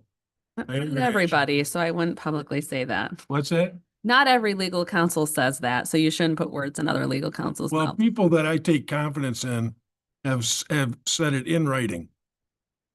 I think if you went to the OMA, which I just pulled up, and the definition of a meeting means the convening of a public body at which a quorum is present for the purpose of deliberating towards or rendering a decision on a public policy or any meeting of a board or a nonprofit corporation formed by the city or public body. So you'd have to be deliberating towards a decision. So if you're just there and you're not deliberating with a quorum, it shouldn't be a problem. But it wouldn't hurt to just notice it as a special meeting off-site if you were considering a quorum actually going to be present, just to give comfort to your county administrator. Well, in everything I've read with our legal counsel is if you're even asking questions, you're essentially deliberating to get to a final decision.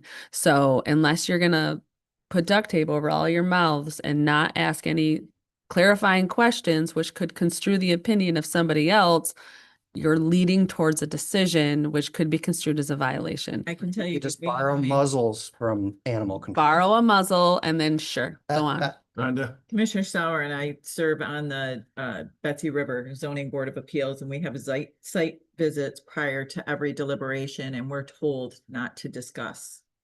We're simply there to get a visual of what we will be discussing in a meeting, and we're told not to talk about it on site. And I believe the invitation from Mr. Juchter is to ask questions, to show the area, to probably ask clarifying questions, which is going to lead you to a decision. And I would caution against it. I mean, you could post it as a special meeting, of course, but that's a slippery slope. I'm just saying. No, And it's only an issue if there's a quorum. It's only an issue if there's a quorum. Yes. I'd make a motion for the muzzles.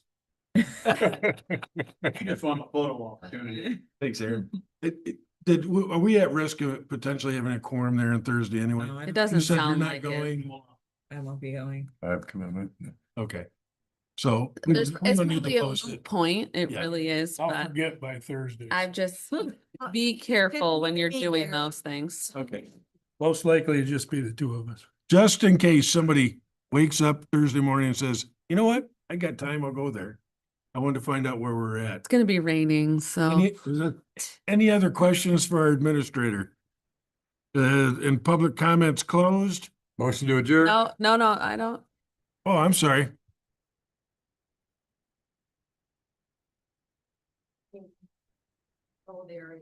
Area yourself, Mary Juchter, Forster Road. And then take along any notes and information about it. So you'd be able to see what everyone is talking about.